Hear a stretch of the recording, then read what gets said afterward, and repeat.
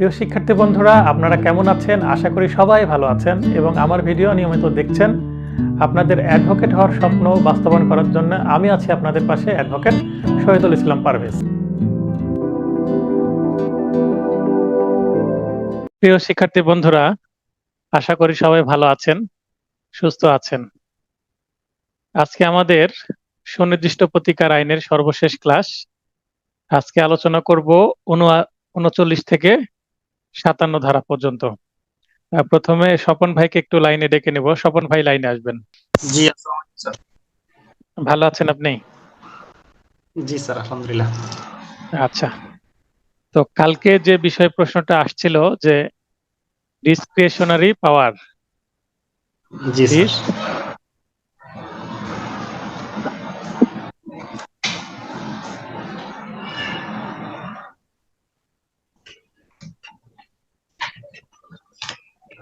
Discretionary পাওয়ার, তো আপনি যেটা পাঠিয়েছেন সেটা অনুসারে আমরা এসআর অ্যাক্টে কি কি প্রতিকার দেখতে পাই? আমরা দেখতে পাই, আপনি বলেন কি কি প্রতিকার দেখতে পাই?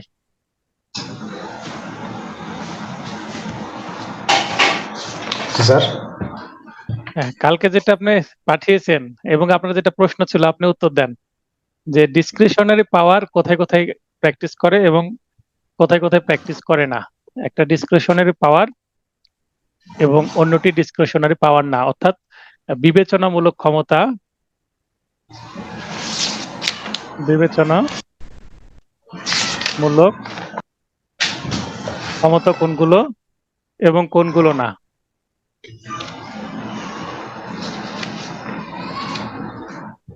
যেগুলো স্যার আইন দ্বারা অবশ্যই পালনীয় সেগুলো তো আর বিবেচনামূলক ক্ষমতা প্রয়োগ করা যাবে না। ক্ষমতা নয়। এখানে দুইটা বিষয়, তো আমরা এক পাশে বিবেচনামূলক ক্ষমতা দেখব এবং অন্য পাশে বিবেচনামূলক ক্ষমতা নয়। ঠিক আছে?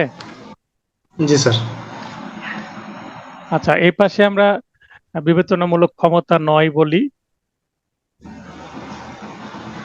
মানে ডিসক্রিশনারি পাওয়ার, এখানে নট লাগিয়ে দিয়ে আগে নট ডিসক্রিশনারি পাওয়ার এই পাশে, এবং এই পাশে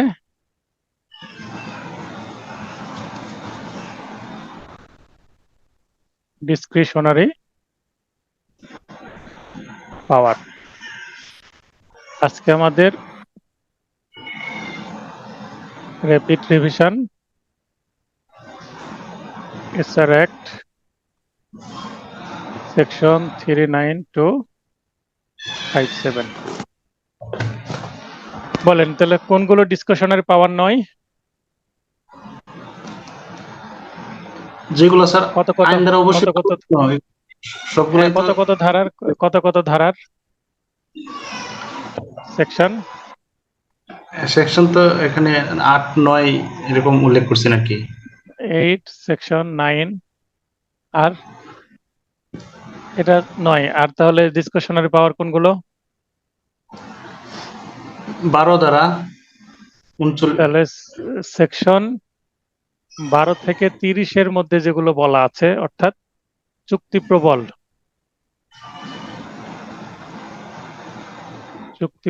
বা চুক্তির সুনির্দিষ্ট কার্য সম্পাদন, এটা ডিসক্রিশনারি পাওয়ার। তারপরে 2 নম্বরে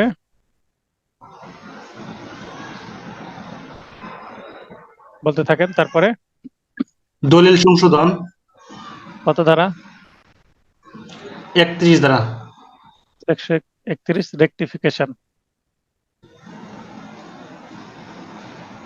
রেকটিফিকেশন দলিল সংশোধন। দলিল বাতিল 3 নম্বরে আমরা জানবো হচ্ছে সেকশন দলিল বাতিল কত ধারায়?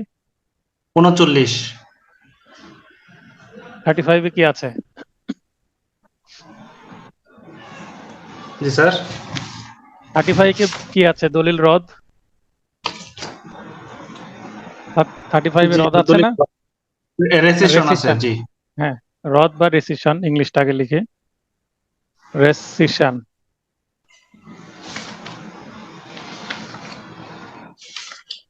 রেসিশন বা রদ, ডাবল এস আছে, বা রদ, দলিল রদ। বা চুক্তিরদ, যেটাই বলি না কেন, চুক্তিও তো একটা দলিল। তারপরে সেকশন 39 যেটা আজকে থেকে পড়বো, এটা কি বাতিল, ক্যান্সেলেশন। জি, দলিল বাতিল। এই যে ক্যান্সেলেশন বানান, এল সিঙ্গেল হতে পারে, সিঙ্গেল এল হলো ইউকে, আর যদি ডাবল এল দেওয়া হয় ক্যান্সেলেশন, যে ডাবল এল এটা ইউএসএ, সরি এটাও ইউএসএ, সিঙ্গেল এল ইউএসএ আর ডাবল এল ইউকে, ইউকে, দুইটাই সঠিক। দুইটাই সঠিক। পরীক্ষায় যেটা আসবে সেটা আপনারা উত্তর দিবেন। জি স্যার। তবে অপশনে নিশ্চয়ই দুইটা থাকবে না, আর যদি দুইটা থাকে অপশনে তাহলে পূরণ করবেন না, সেটা জি স্যার। পূরণ না করে রেখে দিবেন, যেটা আমার পদ্ধতি। একটা নম্বর না পেলে সমস্যা নাই, তবে নেগেটিভ মার্কিং যেন না হয়। আর কি আছে? 42 ধারা সেকশন 42 দ্বারা স্যার ঘোষণামূলক প্রতিকার, তাহলে ডিক্লারেশন, ডিক্লারেশন। জি। ডিক্লারেশন এটাকে বলে হচ্ছে ঘোষণামূলক বা বিজ্ঞাপনী বলা হয়, বিজ্ঞাপনী প্রতিকার। ঠিক আছে। জি স্যার। 6 নম্বরে রিসিভার নিয়োগ সেকশন 44। 44 রিসিভার নিয়োগ, রিসিভার অ্যাপয়েন্টমেন্ট, লিখে নেন রিসিভার অ্যাপয়েন্টমেন্ট বা রিসিভার নিয়োগ। 7 নম্বরে ইনজাংশন, ইনজাংশন সবগুলোই স্যার। ঠিক আছে। ইনজাংশনের জন্য 52 অস্থায়ী থেকে বাধ্যতা সবগুলো। 57 পর্যন্ত। তাহলে আমরা একটা ক্লিয়ার লিস্ট পেলাম যে এগুলো আদালতের বিবেচনামূলক ক্ষমতা বা ডিসক্রিশনারি পাওয়ার বলে দিতে পারেন, অর্থাৎ কোনো পক্ষ বলতে পারবেন এটা দিতেই হবে ইওর অনার, এটা আপনি দিতে বাধ্য, আপনি কেন দিবেন না? আদালত সন্তুষ্ট হলে দিবেন, ওনার ইচ্ছাধীন ক্ষমতা বা বিবেচনামূলক ক্ষমতা। হ্যাঁ, এটা এখন এই পাশে আর কিছু যুক্ত করা যায় কিনা, আপনার নলেজ আসছে কিনা? এই পাশে আর কিছু থাকছে না, কারণ সবই আলোচনা করে ফেলেছি। তো এই পাশে বিবেচনামূলক ক্ষমতা নয়, এসআইআর অ্যাক্টের কোনো কিছু যুক্ত করা যায় কিনা, নলেজ আসছে কিনা? বিবেচনামূলক ক্ষমতা নয়। কারো কোনো নলেজ আসছে? যার নলেজ আসছে তিনি হাত উত্তোলন করবেন যে বিবেচনামূলক ক্ষমতা নয়, আমরা আইন পাঠে দেখছি, তারপরে লিগ্যাম প্রশ্ন ব্যাংকেও দেখছি, এবং আমি সিনিয়রকে প্রশ্ন করলাম, হ্যাঁ সিনিয়র এই দুইটার কথা বললেন। এবং আপনাদেরকে আমার আরো প্রশ্ন যে হ্যাঁ বিবেচনামূলক ক্ষমতা নয় আর কি থাকতে পারে বা থাকতে নাও পারে। তো বিবেচনামূলক ক্ষমতা এগুলো, এই 7টা একেবারে আমি লিস্ট করে দিলাম, সেকশন এবং টপিক সহ। এবং এটা অবশ্যই এক্সট্রা নোটে থাকবে, এটা এক্সট্রা নোটে থাকবে, অলরেডি এক্সট্রা নোট আমি করেও ফেলেছি। এটা এক্সট্রা নোটে খুব সুন্দর করে টেবিল আকারেই পাবেন, যেগুলো বিবেচনামূলক ক্ষমতা এগুলো নয়। অতএব আমি আপনার পড়াটাকে সহজ করার জন্য, আপনাদের পড়াটাকে সহজ করার জন্য যত পরিশ্রম করার করছি, ঠিক আছে। শুধু ডেট দিয়ে দিক, আপনারা এগুলো সব পেয়ে যাবেন। জাস্ট একটু ধৈর্য ধারণ করেন, আমি আরো উন্নত করছি, কারণ একবার আমি কুরিয়ার পাঠিয়ে দিলে সেটা আর আবার দেওয়ার জন্য সেটা আবার খরচ হবে, তাই। অন্য কেউ অ্যাড করতে চাচ্ছেন? আমি রফিকুল ভাইকে লাইনে আসার জন্য বলতে গেলেও, কিন্তু রফিকুল ভাই মাইক্রোফোন ইউজ করেন না, মানে ওনার সম্ভব হয় না আসা। তাহলে আর কাকে, কেউ নিজে থেকে আসতে চাচ্ছেন এই পাশে আর কিছু মন্তব্য করতে? একটু সৃজনশীল ভাবে ভাবতে হবে। আচ্ছা, মিস্টার আহমেদ, যদি সম্ভব হয় লাইনে আসবেন, মিস্টার আহমেদ।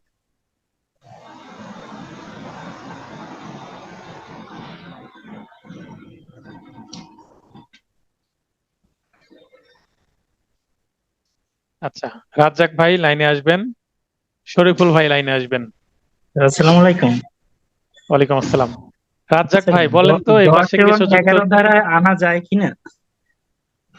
আমি এটাই জানতে চাচ্ছিলাম। সেকশন 10 11। এবং সেকশন 11, এটার লজিকটা কি বলেন তো, এটা কেন আনা যায়? স্যার, এটাও তো স্যার এই 8 আর 9 ধারার রিলেটেডই কিছু। এখানে আপনারা চলে যান হচ্ছে ধারা 7, সরি ধারা 5। ধারা 5-এ সবাই চলে যান। ধারা 5-এ বলা হচ্ছে 5 প্রকারে প্রতিকার দেওয়া যায়। 1 নম্বর ক পয়েন্টে কি বলা আছে? হ্যাঁ, ক পয়েন্টে আমাকে বলতে দেন। ক পয়েন্টে বলা আছে সম্পত্তি দখলপূর্বক দাবিদারকে অর্পণ। তাহলে এই যে চারটা, এই চারটায় কিন্তু কয়ে যেটা বলা আছে যে সম্পত্তি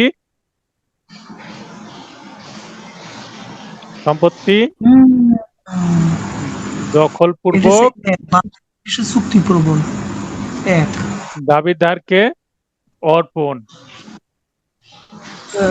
রাজ্জাক ভাই এটা বুঝতে পারলেন যে সম্পত্তি স্যার, বুঝতে দখলপূর্বক পারছি, জি। দাবিদারকে অর্পণ। হ্যাঁ, জি স্যার, আহ, 4টা ধারায় আছে আর কি। স্বপন ভাই লাইনে আসেন। জি স্যার, আমি নাইলে আছি। এবার দেখেন। ওয়ালাইকুম আসসালাম। হ্যাঁ, শরীফুল ভাই একটু, স্যার শরীফুল স্যার। ভাই একটু আপনাকে একটু অপেক্ষায় থাকেন। তো এখানে যেটা বলা স্যার। হচ্ছে 5-এর কতে যে সম্পত্তি অর্পণপূর্বক দাবিদারকে অর্পণ, এই দুইটা হচ্ছে স্থাবর সম্পত্তি নিয়ে। হ্যাঁ, ডিসক্রিশনারি আর এই দুইটা হচ্ছে অস্থাবর সম্পত্তি নিয়ে। পাওয়ার। তো এই দুইটা যদি ডিসক্রিশনারি না হয় তাহলে এই দুইটা অবশ্যই ডিসক্রিশনারি নয়। জি স্যার। লজিকটা বুঝতে পেরেছেন স্বপন ভাই? সম্পত্তি দখলপূর্বক দাবিদারকে অর্পণ। স্যার, এটা তো 10 ধারা এবং 11 ধারার বক্তব্য কিন্তু একই। এটাও সম্পত্তি একই। দখলপূর্বক দাবিদার অর্পণ। এই দুইটা হচ্ছে অস্থাবর এবং এটা স্থাবর সম্পত্তির ক্ষেত্রে। তাহলে এটা ডিসক্রিশনারি পাওয়ার হবে না। মানে প্রমাণ করতে একই পারলে এটা কিন্তু আদালত ডিসক্রিশনারি পাওয়ার না, তার মানে এটা আদালত বাধ্য, এটা হবে বাধ্য আদালত। এবং আমার সিনিয়রও এটাই মন্তব্য করেছেন এবং আমি সেটাই আপনাদেরকে ক্লিয়ার করলাম এবং যুক্তি সহ ক্লিয়ার করলাম। ঠিক আছে, এবার শরীফুল ভাই বলেন কি বলতে চাচ্ছেন। স্যার বলছি যে এই যে বিবেচনামূলক নয়, নট ডিসক্রিশনারি পাওয়ার আর ডিসক্রিশনারি পাওয়ার, এই ডিসক্রিশনারি পাওয়ার ভিতরে 1 নম্বরে 12 থেকে 30 চুক্তি প্রবল, হ্যাঁ, আর 2 আছে রেক্টিফিকেশন, 3 আছে 35 আছে স্যার রিসিশন, আর রেসিশন, হ্যাঁ 4 আছে ক্যান্সেলেশন, আর 5 আছে ডিসক্রিশন, আর 40 আছে ডিক্লারেশন। রিসিভার, হ্যাঁ ডিক্লারেশন, আর 40 রিসিভার, 52 ইনজেকশন। আর এখানে যে নট ডিসক্রিশনারি পাওয়ার আছে 8, 9, 10, 11, এই কি 4টে ধারা? হ্যাঁ হ্যাঁ, এই 4টি ধারা। এই 4টে এখানে তাহলে 8-এ হচ্ছে স্থাবর সম্পত্তি অর্পণ, মানে বেদখল হয়ে গেছে সেটা 8-এ রিকভারি, 9-এ বেদখল সম্পত্তি 6 মাসের মধ্যে দখল উদ্ধার, 10-এ এখানেও কিন্তু অস্থাবর সম্পত্তির কথাই বলা হচ্ছে, যেটা 5-এর কয়ে বলা আছে সেটাই। হ্যাঁ স্যার তাহলে এটা যদি আমি সংজ্ঞা বলি তাহলে তো বুঝতে পারছেন।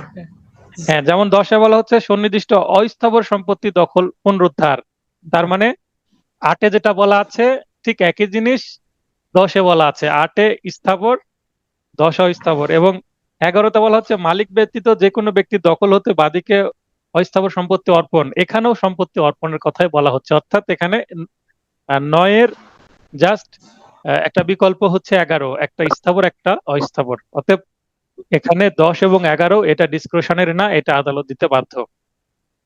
কিন্তু এটা প্র্যাকটিস নাই বলে কিন্তু এটার আলোচনাটা খুব একটা হয় না, এখান থেকে প্রশ্নও খুব একটা আসে না।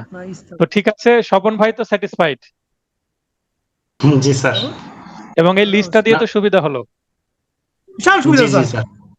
স্যার স্যার আচ্ছা, 8, ঠিক আছে। স্যার 10, 11 অস্থাবর আর 8, 9 হচ্ছে স্থাবর, ঠিক আছে? ঠিক আছে, হ্যাঁ ঠিক আছে। Okay sir. তো যাদের নয়েজ হচ্ছে, স্বপন ভাই একটু নয়েজ হচ্ছে, দয়া করে নিজেই একটু মিউট করে দেন। এবার আমি আজকে ক্লাসে চলে যাই। আসলে আইনটা ভাবার বিষয়, গবেষণার বিষয়, গবেষণা করলে আরো তথ্য আসবে, কিন্তু আমার যে গবেষিত যে তথ্যগুলো সেগুলো এক্সট্রা নোটে আমি ইনক্লুড করছি। কিন্তু আমি এই মুহূর্তে আপনাদের সেই মানে অতিরিক্ত তথ্য বা গবেষণালব্ধ তথ্য না দিয়ে মূল নোটটাকে শেষ করার জন্য কিন্তু মরিয়া এখন এই মুহূর্তে র্যাপিড রিভিশন করছি, মানে মূল নোটটাকে শেষ করছি। তার মানে আপনার পাসটা নিশ্চিত করার জন্য আমাকে আগে মূল টোনটা শেষ করতে হবে, তারপরে আমি এক্সট্রা নোট দিব। এক্সট্রা নোটের কিন্তু আমি ক্লাস নিব। হ্যাঁ, র্যাপিড রিভিশনে মূল নোট যখন শেষ হয়ে যাবে আমি এক্সট্রা নোটের ক্লাস নিব, তখন কিন্তু গবেষণামূলক এই ধরনের বিষয়গুলো আসবে, কারণ ছকে আমার অনেক কিছু আসছে এখানে। আপনারা কোনো বইয়ে এইভাবে পাননি, এইভাবে আমি কিছু কিছু এক্সট্রা নোট দিব। অতএব জাস্ট একটু ধৈর্য ধরেন, একটু ভরসা রাখেন নিজের প্রতি, সৃষ্টিকর্তার প্রতি এবং আমার প্রতি। তাহলে আশা করি আপনার যদি ভাগ্য সহায় হয় ইনশাল্লাহ, বা ভগবান যদি সহায় হন, পাশ করবেন, সমস্যা নেই। যার যার ধর্ম মতে নিজের কর্ম করে যান, ধর্মীয় কর্ম, পড়াশোনার কর্ম, তাহলে আশা করি কনফিডেন্টটা চলে আসবে।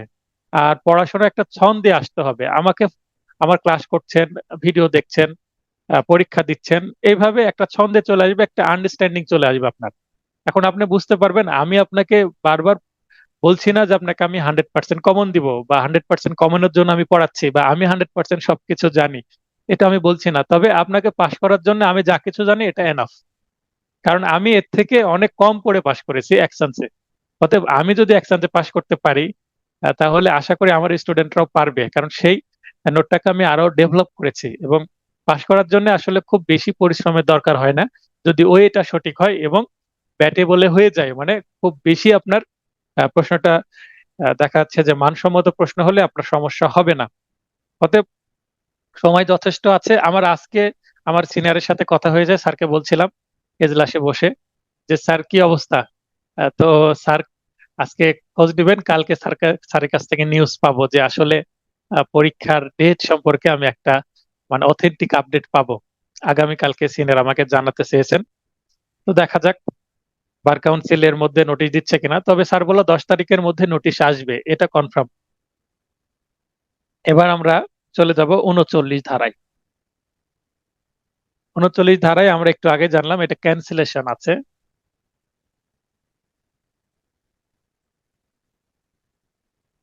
Cancellation, when cancellation may be ordered, মানে ক্যান্সেলেশনের অর্ডার যখন দেওয়া যেতে পারে। এখানে আমি রাজ্জাক ভাই লাইনে আছেন?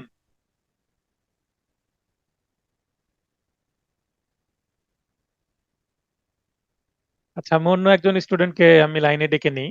আচ্ছা, সোহাগ ভাই লাইনে আসবেন। সোহাগ ভাই। স্যার আসসালামু আলাইকুম। ওয়ালাইকুম আসসালাম। আমরা গতদিন 35 ধারা আলোচনা করেছি। 35 ধারাতে কি আছে? রেসিশন। হ্যাঁ, জি স্যার। রেসিশনের ইংরেজিতে আপনি মানে এই যে ইংলিশ যে সেন্টেন্স এটা পড়েন তো আপনি, আপনার মুখ থেকে শুনি। রেসিশন। হুম, এটা সেন্টেন্সটা পড়েন, কি বলা আছে? হোয়েন রেসিশন, 35 35টা আছে when rescission may be adjust adjusted. না মেবির পরে পাস্ট পার্টিসিপল ফর্ম হয় ভার্বের। এখানে কি শব্দ, কি? অ্যাডজস্ট। হ্যাঁ, অ্যাডজাস্টেড। হ্যাঁ, অ্যাডজাস্ট, সরি অ্যাডজাস্ট, ডি আছে শেষে। এটাকে বলে মোডাল ভার্ব। কি বলে? একটু আপনাদেরকে ইংলিশ গ্রামার পড়াই। এটা একটা মোডাল ভার্ব। মে, মে আরেকটা মোডাল ভার্ব আছে শ্যাল। তো মে মানে, শ্যাল মানে কি 100%, শ্যাল মানে 100%, আর মে মানে কি? মে মানে পসিবিলিটি থাকে একটা। হ্যাঁ, তার মানে এই যে মে আছে, তার মানে দিতেও পারে নাও দিতে পারে। এখানে যে এটা ডিসক্রিশনারি পাওয়ার মে দ্বারাই কিন্তু ইন্ডিকেট করে দিচ্ছে। বুঝতে পারছেন বিষয়টা? হতেও পারে নাও হতে পারে। জি তাহলে মে বি অ্যাডজাস্ট, এটা দ্বারা কি বোঝাচ্ছে? এটা দিতেও পারে আদালত, নাও দিতে পারে। এটা ডিসক্রিশনারি পাওয়ার। এই যে মে শব্দ দ্বারাই কিন্তু বোঝা যাচ্ছে এটা একটা ডিসক্রিশনারি পাওয়ার, ডিসক্রিশনারি পাওয়ার। বুঝতে পারছেন? এখানে বিবেচনা এটা আমি যেটা এটা বোঝালাম, এটা কিন্তু একটা রিসার্চের বিষয়। আবার ক্যান্সেলেশন, এখানে কি আছে সেন্টেন্সটা পড়েন। ক্যান্সেলেশন এখানে আছে when when cancellation, cancellation may be order. তাহলে এখানেও কি আছে? মে, মে মানে এটাও একটা ডিসক্রিশনারি পাওয়ার। বুঝতে পারছেন? মে থাকলে ডিসক্রিশন, মানে আদালতের এখানে নিজের ইচ্ছার একটা মূল্য আছে, আর শ্যাল থাকলে আদালত কিছু করতে পারবেন না। শ্যাল থাকলে আদালত কিছু করতে বাধ্যবাধকতা থাকে। পারবেন না, কারণ এখানে আদালত বাধ্য করতে যদি মামলা প্রমাণ হয়। তাহলে এখান থেকেও কিন্তু আমরা একটা কি পেলাম, টিপস পেলাম। পরীক্ষায় যদি আসে তখন আমরা ইংলিশ পার্টটা যে খুঁজবো মে আছে না শ্যাল আছে। মে থাকলে সেটা ডিসক্রিশনারি পাওয়ার, আর যদি শ্যাল থাকে ডিসক্রিশনারি পাওয়ার নাই, আদালত বাধ্য। তাহলে এখান থেকে কিন্তু আমরা একটা টেকনিক পেয়ে গেলাম, একটা দেখা যাচ্ছে যে দারুণ একটা জিনিস শেখা গেল। তো এইভাবে জি, আমরা 38-এও কিন্তু সেটা লেখা আছে, court may require party rescission to do equity. তাহলে এখানেও মে আছে, হ্যাঁ।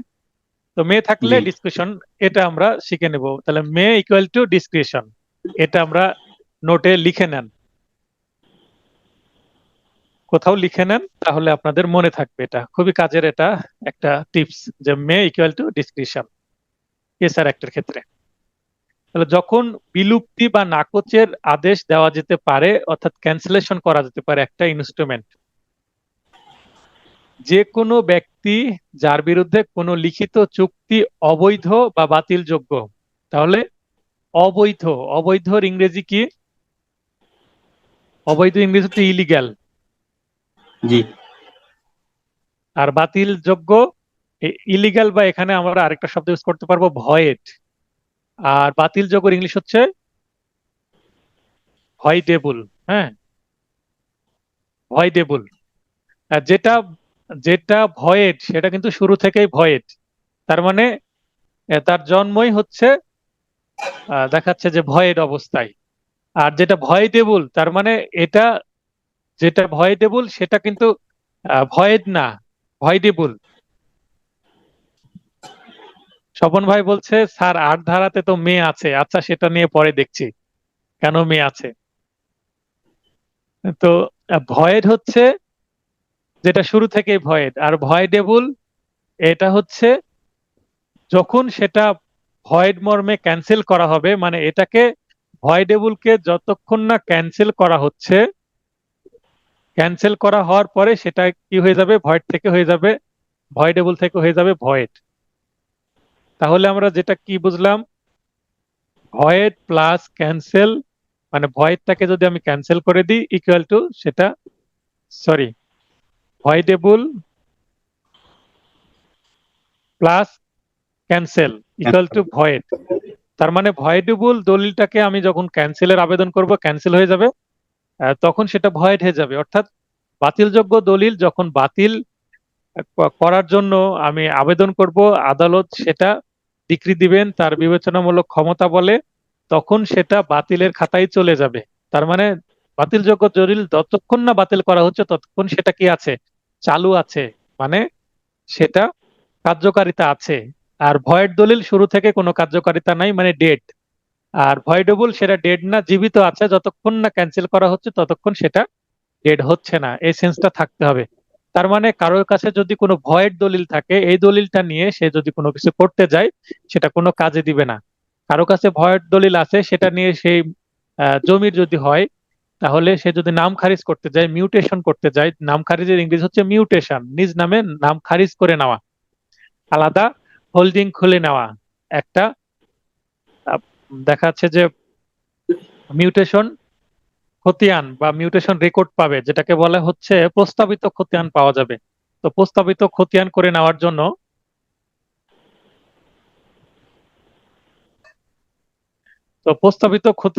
খতিয়ান করে নেওয়ার জন্য যেটা করতে হবে, খারিজ করে নিতে হবে। তো খারিজ করে নিলে যেটা হবে, তার নিজের একটা দখলের প্রমাণ হয়ে যাবে। তো ভয়েড দলিল নিয়ে খারিজ করতে গেলে এসি ল্যান্ড খারিজ করে দিবেন না, কিন্তু ভয়েডেবল দলিল নিয়ে গেলে কিন্তু খারিজ করে দিবেন।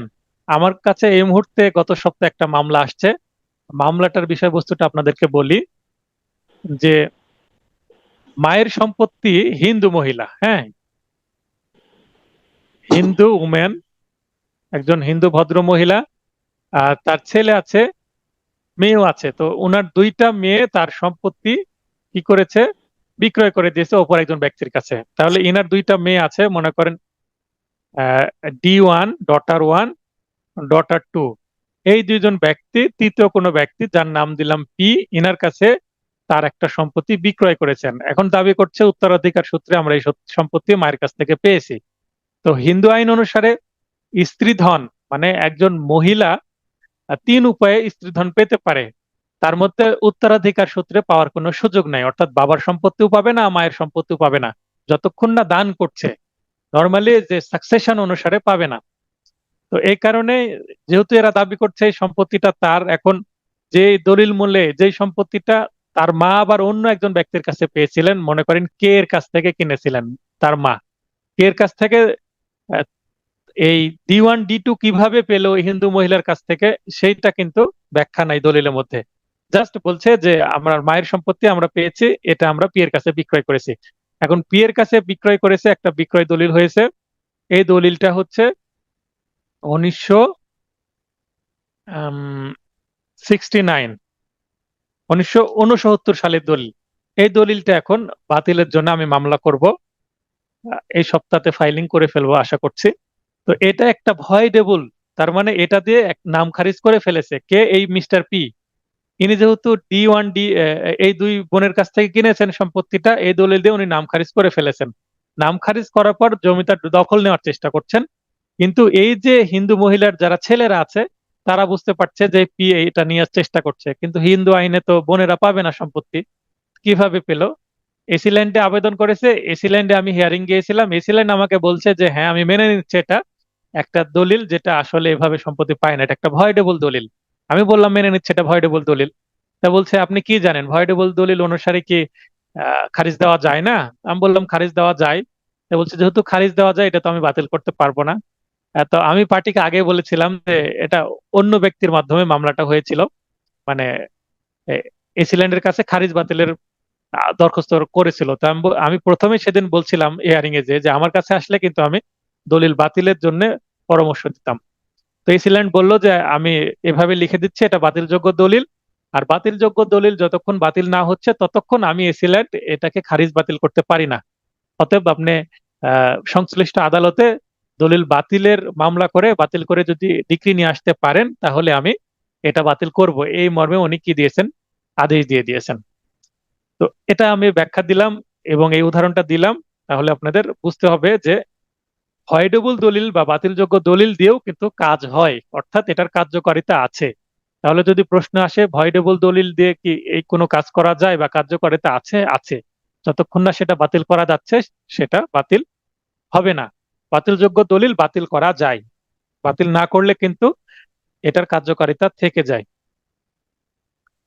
তাহলে এবং এমন দলিল যার জন্য গুরুতর ক্ষতির কারণ হতে পারে, কার ক্ষতির কারণ হচ্ছিল একটু আগে যে উদাহরণ দিচ্ছিলাম, ওই যে হিন্দু মহিলার ছেলেদের ক্ষতির কারণ হচ্ছে, কারণ অপর একজন ব্যক্তি বোনের কাছ থেকে যে কিনেছে ক্লেম করছে তিনি তো সম্পত্তি নিয়ে নিচ্ছে, তাহলে গুরুতর ক্ষতির কারণ হচ্ছে, সম্পত্তি চলে যাবে, বাড়ির ভিটা চলে যাচ্ছে, ব্যাপারটি এরকম। তবে সে ব্যক্তি দলিলটি বাতিল বা বাতিলযোগ্য মর্মে ঘোষণার জন্য মোকদ্দমা রুজু করতে পারেন। তাহলে এটা বাতিল বা বাতিলযোগ্য একই বিষয়, 35 ধারার বিষয়, সরি 39 ধারার বিষয়। আদালত ইচ্ছাধীন ক্ষমতা বলে দলিলটি বা চুক্তিটি বিলুপ্ত হিসাবে ত্যাগ করার নির্দেশ দিতে পারে। তার মানে এটা বিলুপ্ত, এটা ফেলে দেন, এটার আর কোনো কাজ নেই, ব্যাপারটা এইভাবে বলবে। তো একটা ডিক্রি পাওয়া যাবে।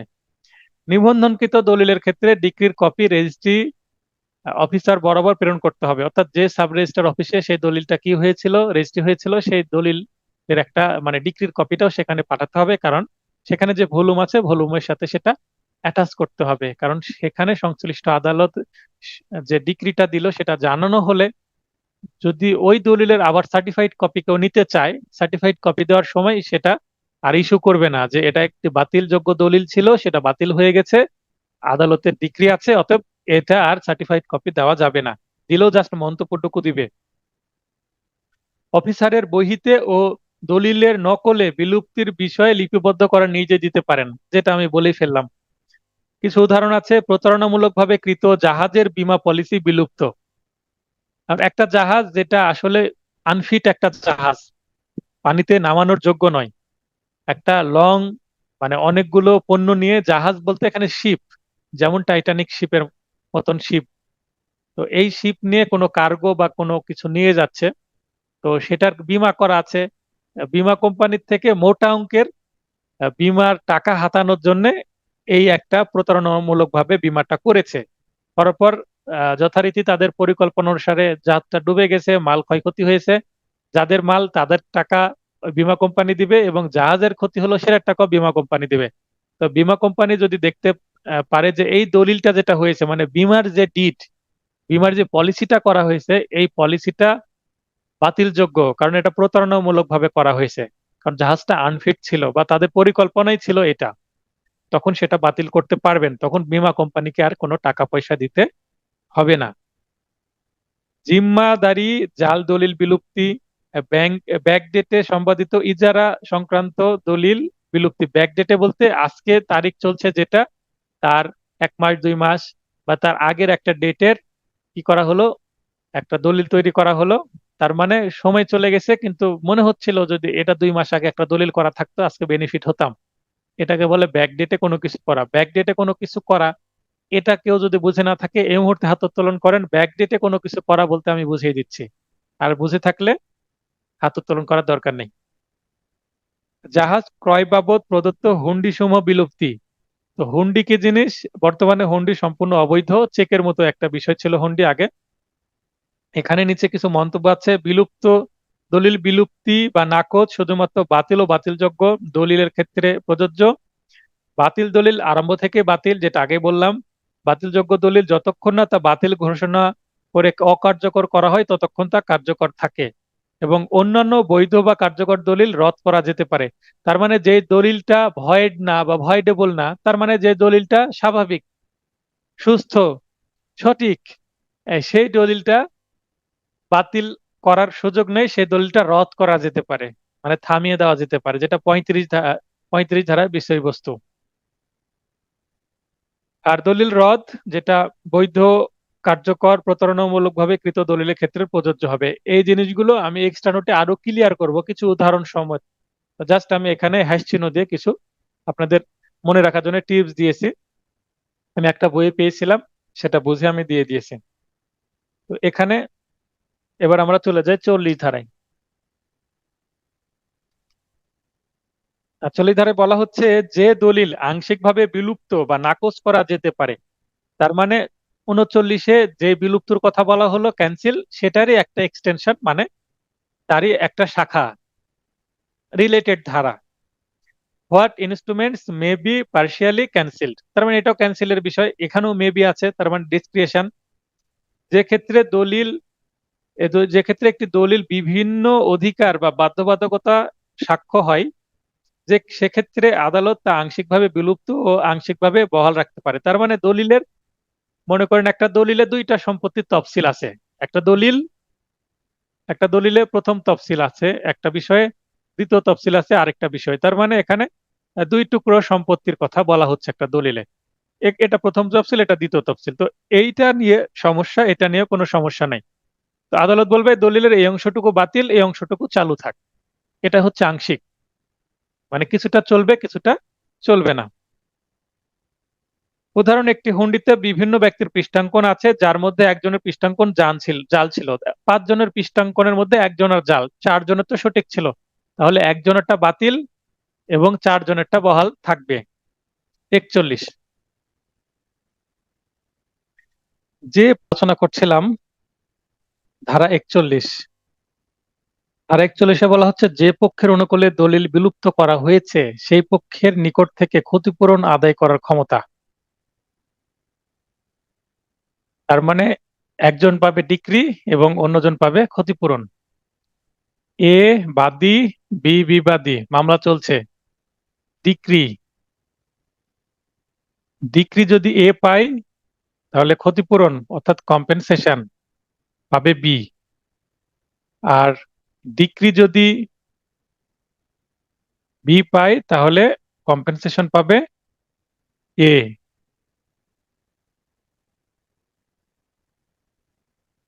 অর্থাৎ দুই পক্ষকেও একটু কি মানে ইকুইটি করা, ইকুইটি মানে দুই পক্ষকে সন্তুষ্ট রাখা। যেহেতু আপনার পক্ষে দলিল বিলুপ্তর ডিক্রিটা দেওয়া হলো, তার মানে অপর পক্ষের দলিলটা তো বাতিল হয়ে গেল। তো অপর পক্ষের দলিলটা বাতিল হয়ে গেল, যে দলিল করার জন্য তার তো কোনো খরচ হয়েছিল, অর্থাৎ কোনো জমি যদি তিনি কিনে থাকেন, এই দলিল বলে, তাহলে জমি তো টাকা দিয়েছিল, তো যে টাকাটা দিয়ে সে ক্ষতিগ্রস্ত হয়েছে সেটা না দেন, অন্তত কিছু একটা পরিমাণ যেন দেওয়া হয়, যেন যার দলিলটা বাতিল হয়ে গেল তার তো শেষ হয়ে গেল সবকিছু। তো তার একটা ব্যালেন্স করার জন্য তাকে কিছু ক্ষতিপূরণ দেওয়া উচিত। এটা একটা আদালতের ন্যায় বিচার। Power to require party for home instrument is cancel to make compensation. Just যে কথাটা এখানে ইংলিশে বাংলায় আছে সেটা ইংলিশে এখানে বলা আছে।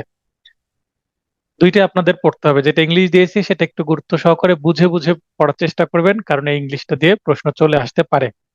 এই ইংলিশটা দিয়ে বলতে পারে কত ধারার বিষয়বস্তু, এই ইংলিশটা দিয়ে একটা শূন্যস্থান রাখতে পারে, শূন্যস্থানে কি শব্দ বসবে সেটা আপনাদের দিতে পারে। ন্যায় বিচারের প্রয়োজনে প্রতিকার মঞ্জুরকৃত পক্ষকে অপর পক্ষ বরাবর ক্ষতিপূরণের নির্দেশ দিতে পারে। একই কথা নানান ভাবে ঘুরিয়ে পেঁচিয়ে বলা হচ্ছে, যেন আপনাদের পরীক্ষায় যেভাবে আসুক না কেন আপনারা পারেন। 42 ধারা।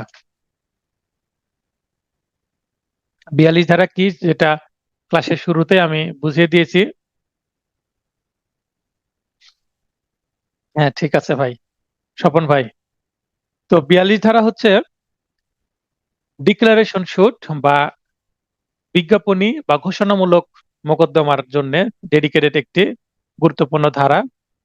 এটার এই ডিক্লারেশন শুটের বিষয়ে ফ্ল্যাশ কার্ড পাবেন, এখানে আমার নোট করা আছে, ফ্ল্যাশ কার্ডে কি কি লিখবো সেটা আমার করা আছে। মর্যাদা, অধিকার, পদ ঘোষণার ক্ষেত্রে আদালতের ইচ্ছাধীন ক্ষমতা, বলেই দিচ্ছে আদালতের ইচ্ছাধীন ক্ষমতা, বিবেচনামূলক ক্ষমতা। Discretion of court as to declaration of status ও রাইট বার সাস ডিক্লারেশন। বার বলতে এখানে নিষেধ, তার মানে কিছু কিছু নিষেধও আছে, আবার কিছু কিছু করতে পারবেন, দুইটা এখানে আলোচনা করা আছে। any person entitled to any legal character or to any right as to any property may institute a suit.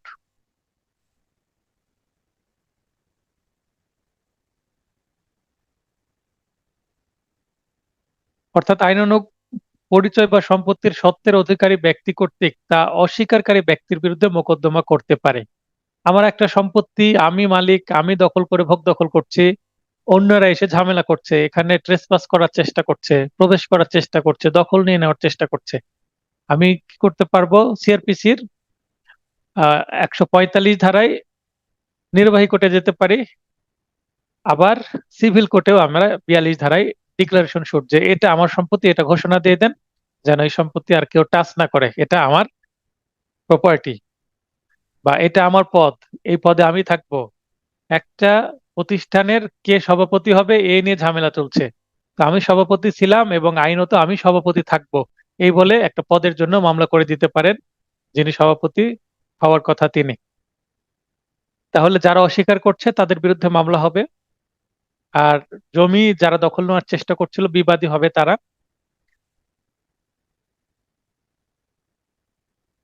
আদালত ইচ্ছাধীন ক্ষমতা বলে পরিচয় বা সত্ত্ব ঘোষণা করতে পারেন, সত্ত্ব বলতে মালিকানা বা টাইটেল। তবে শর্ত থাকে যে ঘোষণার সাথে অতিরিক্ত প্রতিকার দাবি করার সুযোগ থাকলে তা না করা হলে আদালত অতিরিক্ত প্রতিকার প্রদান করবেন না। অতিরিক্ত প্রতিকারটা কি, কি হতে পারে এই অতিরিক্ত প্রতিকারটা, কে বলবেন? লাইনে আসেন। 42 ধারায় একটা শর্ত দিচ্ছে যে ঘোষণার সাথে অতিরিক্ত প্রতিকার দাবি করা না হলে আহ তাহলে আদালত তা মঞ্জুর করবেন না। তার মানে না চাইলে আদালতের কাছে কোনো কিছু এমনিতেই ফ্রি পাওয়া যায় না, আদালতের কাছে চাইলে সেটা পাওয়ার সম্ভাবনা তৈরি হয়, না চাইলে আদালত নিজে থেকে কোনো কিছু দিবেন না। তাই আমরা প্রার্থনা অংশে লিখি যে বাদীর অনুকূলে বিবাদীর প্রতিকূলে ডিক্রি দিতে, তারপরে খরচা বাদীর অনুকূলে এবং বিবাদীর প্রতিকূলে, অর্থাৎ বিবাদী এই মামলার খরচা দিবে যত আমার খরচ হলো, তারপরে আরো যা প্রতিকার পাইতে বাদী হকদার বটে সেই প্রতিকার বাদীর অনুকূলে এবং বিবাদীর প্রতিকূলে দিতে বিজ্ঞ আদালতের সদয় মর্জি হয়। তার মানে আমরা এখানে একটা কি রাখি, আহ, একটা জায়গা রাখি যেখানে আদালতের ডিসক্রিশন ক্ষমতা ব্যবহার করে তিনি বাদীকে আরো কিছু দিতে চাইলে দিবেন, অর্থাৎ দেওয়ার জায়গাটা আমরা ফাঁকা রাখি যেন আদালত দিতে পারেন। আর যদি সেই লাইনটা না রাখে আদালত কিছুই দিবেন না।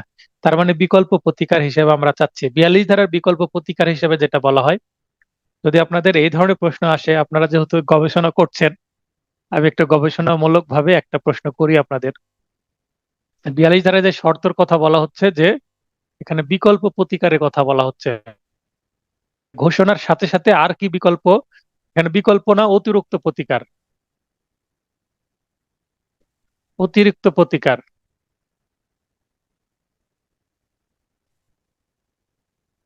তো 42 ধারায় ঘোষণা চাচ্ছি আমি একটা সম্পত্তির, তাহলে এর অতিরিক্ত প্লাস আর কি প্রতিকার চাইতে পারি? কেউ কি মন্তব্য করতে চাচ্ছেন? আর কি চাইতে পারি? মানে অতিরিক্ত, বিকল্প না হিসাবে এটা অতিরিক্ত বলা যেতে পারে।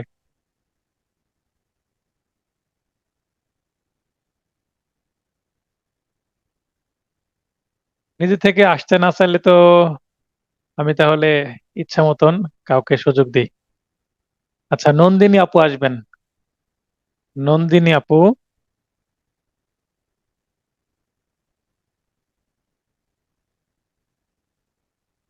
হ্যাঁ, নন্দিনী আপু লাইন আসবেন।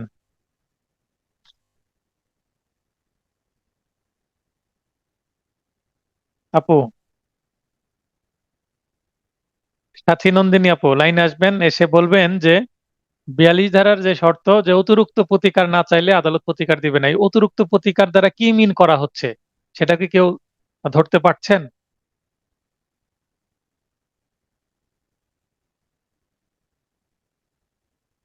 সাথী নন্দিনী আপু।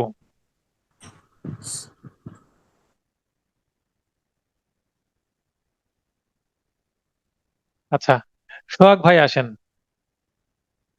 একটু সৎ সাহস নিয়ে চলে আসেন লাইনে, একটু মন্তব্য করেন।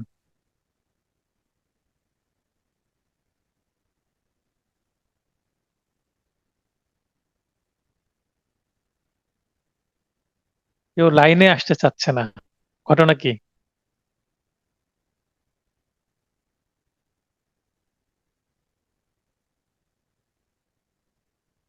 সাবিনা আক্তার, আপনি লাইনে আসেন তো।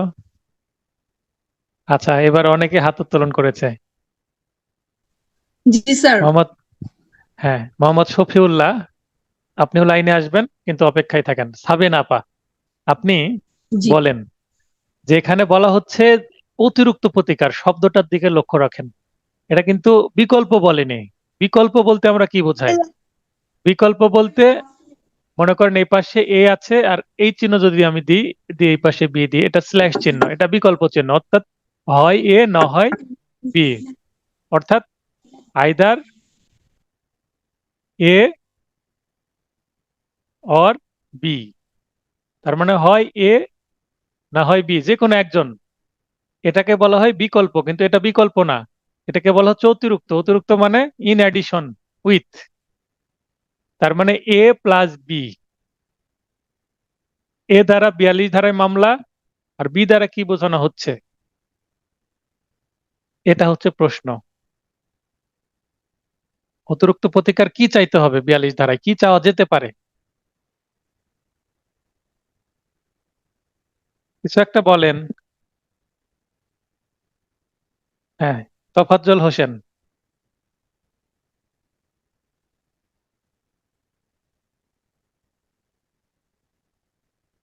তফাজ্জল হোসেন, আপনি লাইনে আসেন। সাবিনা আপার লাইন কেটে গেছে। শফিউল্লাহ, আপনি লাইনে আসেন। আমি চেষ্টা করি আপনাদেরকে ইনভলভ করার জন্য, আপনাদের ক্রিয়েটিভিটিটাকে তৈরি করার জন্য। আপনারাও ভাবেন যেমন স্বপন ভাই ভাবছে, কিন্তু আমি লাইনে ডাকতে লেগে আমার 5টা মিনিট চলে গেল, আপনাদেরও 5টা মিনিট চলে গেল, কিন্তু কোনো কারণে লাইনে আসতে পারছেন না। আচ্ছা, উজ্জ্বল ভাই লাইনে আসেন, এবং সেই সাথে রাজ্জাক ভাই লাইনে আসেন। উজ্জ্বল ভাই, রাজ্জাক ভাই। আসসালামু জি আলাইকুম স্যার। স্যার। ওয়ালাইকুম আসসালাম। উজ্জ্বল ভাই আগে বলবেন, রাজ্জাক ভাই অপেক্ষায় থাকেন, বলেন কি হতে পারে অতিরিক্ত অধিকার? 42 ধারার সাথে আমরা 8 ধারাটা যোগ করে অতিরিক্ত প্রতিকার চাইতে পারি এখানে। 8 ধারায় কি বলা আছে? সত্ত্ব এবং দখল সাথে। তার মানে এটা আমার সম্পত্তি, এটা 42 ধারায় আমি চাচ্ছি যে এটা আমার ঘোষণা করা হোক। তার মানে 42 ধারায় আমি ঘোষণা চাচ্ছি, এবং এই সম্পত্তিটা এ বাদী হিসেবে মামলা করছে, কিন্তু বি দখল নেওয়ার চেষ্টা করছিল, মামলা করছি, এখন দখল নিতে যে মানে মামলা করতে যে দেখছি যে বি আমার সম্পত্তিতে প্রবেশ করে ফেলেছে, অর্থাৎ আমাকে বেদখল করে ফেলেছে। এই জায়গায় আমাকে কি করতে হবে, 42 ধারার সাথে অবশ্যই 8 ধারাটা কি করতে হবে, অ্যাড করতে হবে। তার মানে আমাকে ঘোষণাও করে দেন এবং এই সম্পত্তিটা যে বি যে নিয়ে নিয়েছে 8 ধারা মতে এটা আমাকে ফিরিয়েও দেন। তাহলে এখানে কিন্তু এই 42 ধারার সাথে 8 ধারার কানেকশনটা তৈরি হয়েছে অ্যাজ এ অ্যাডিশনাল,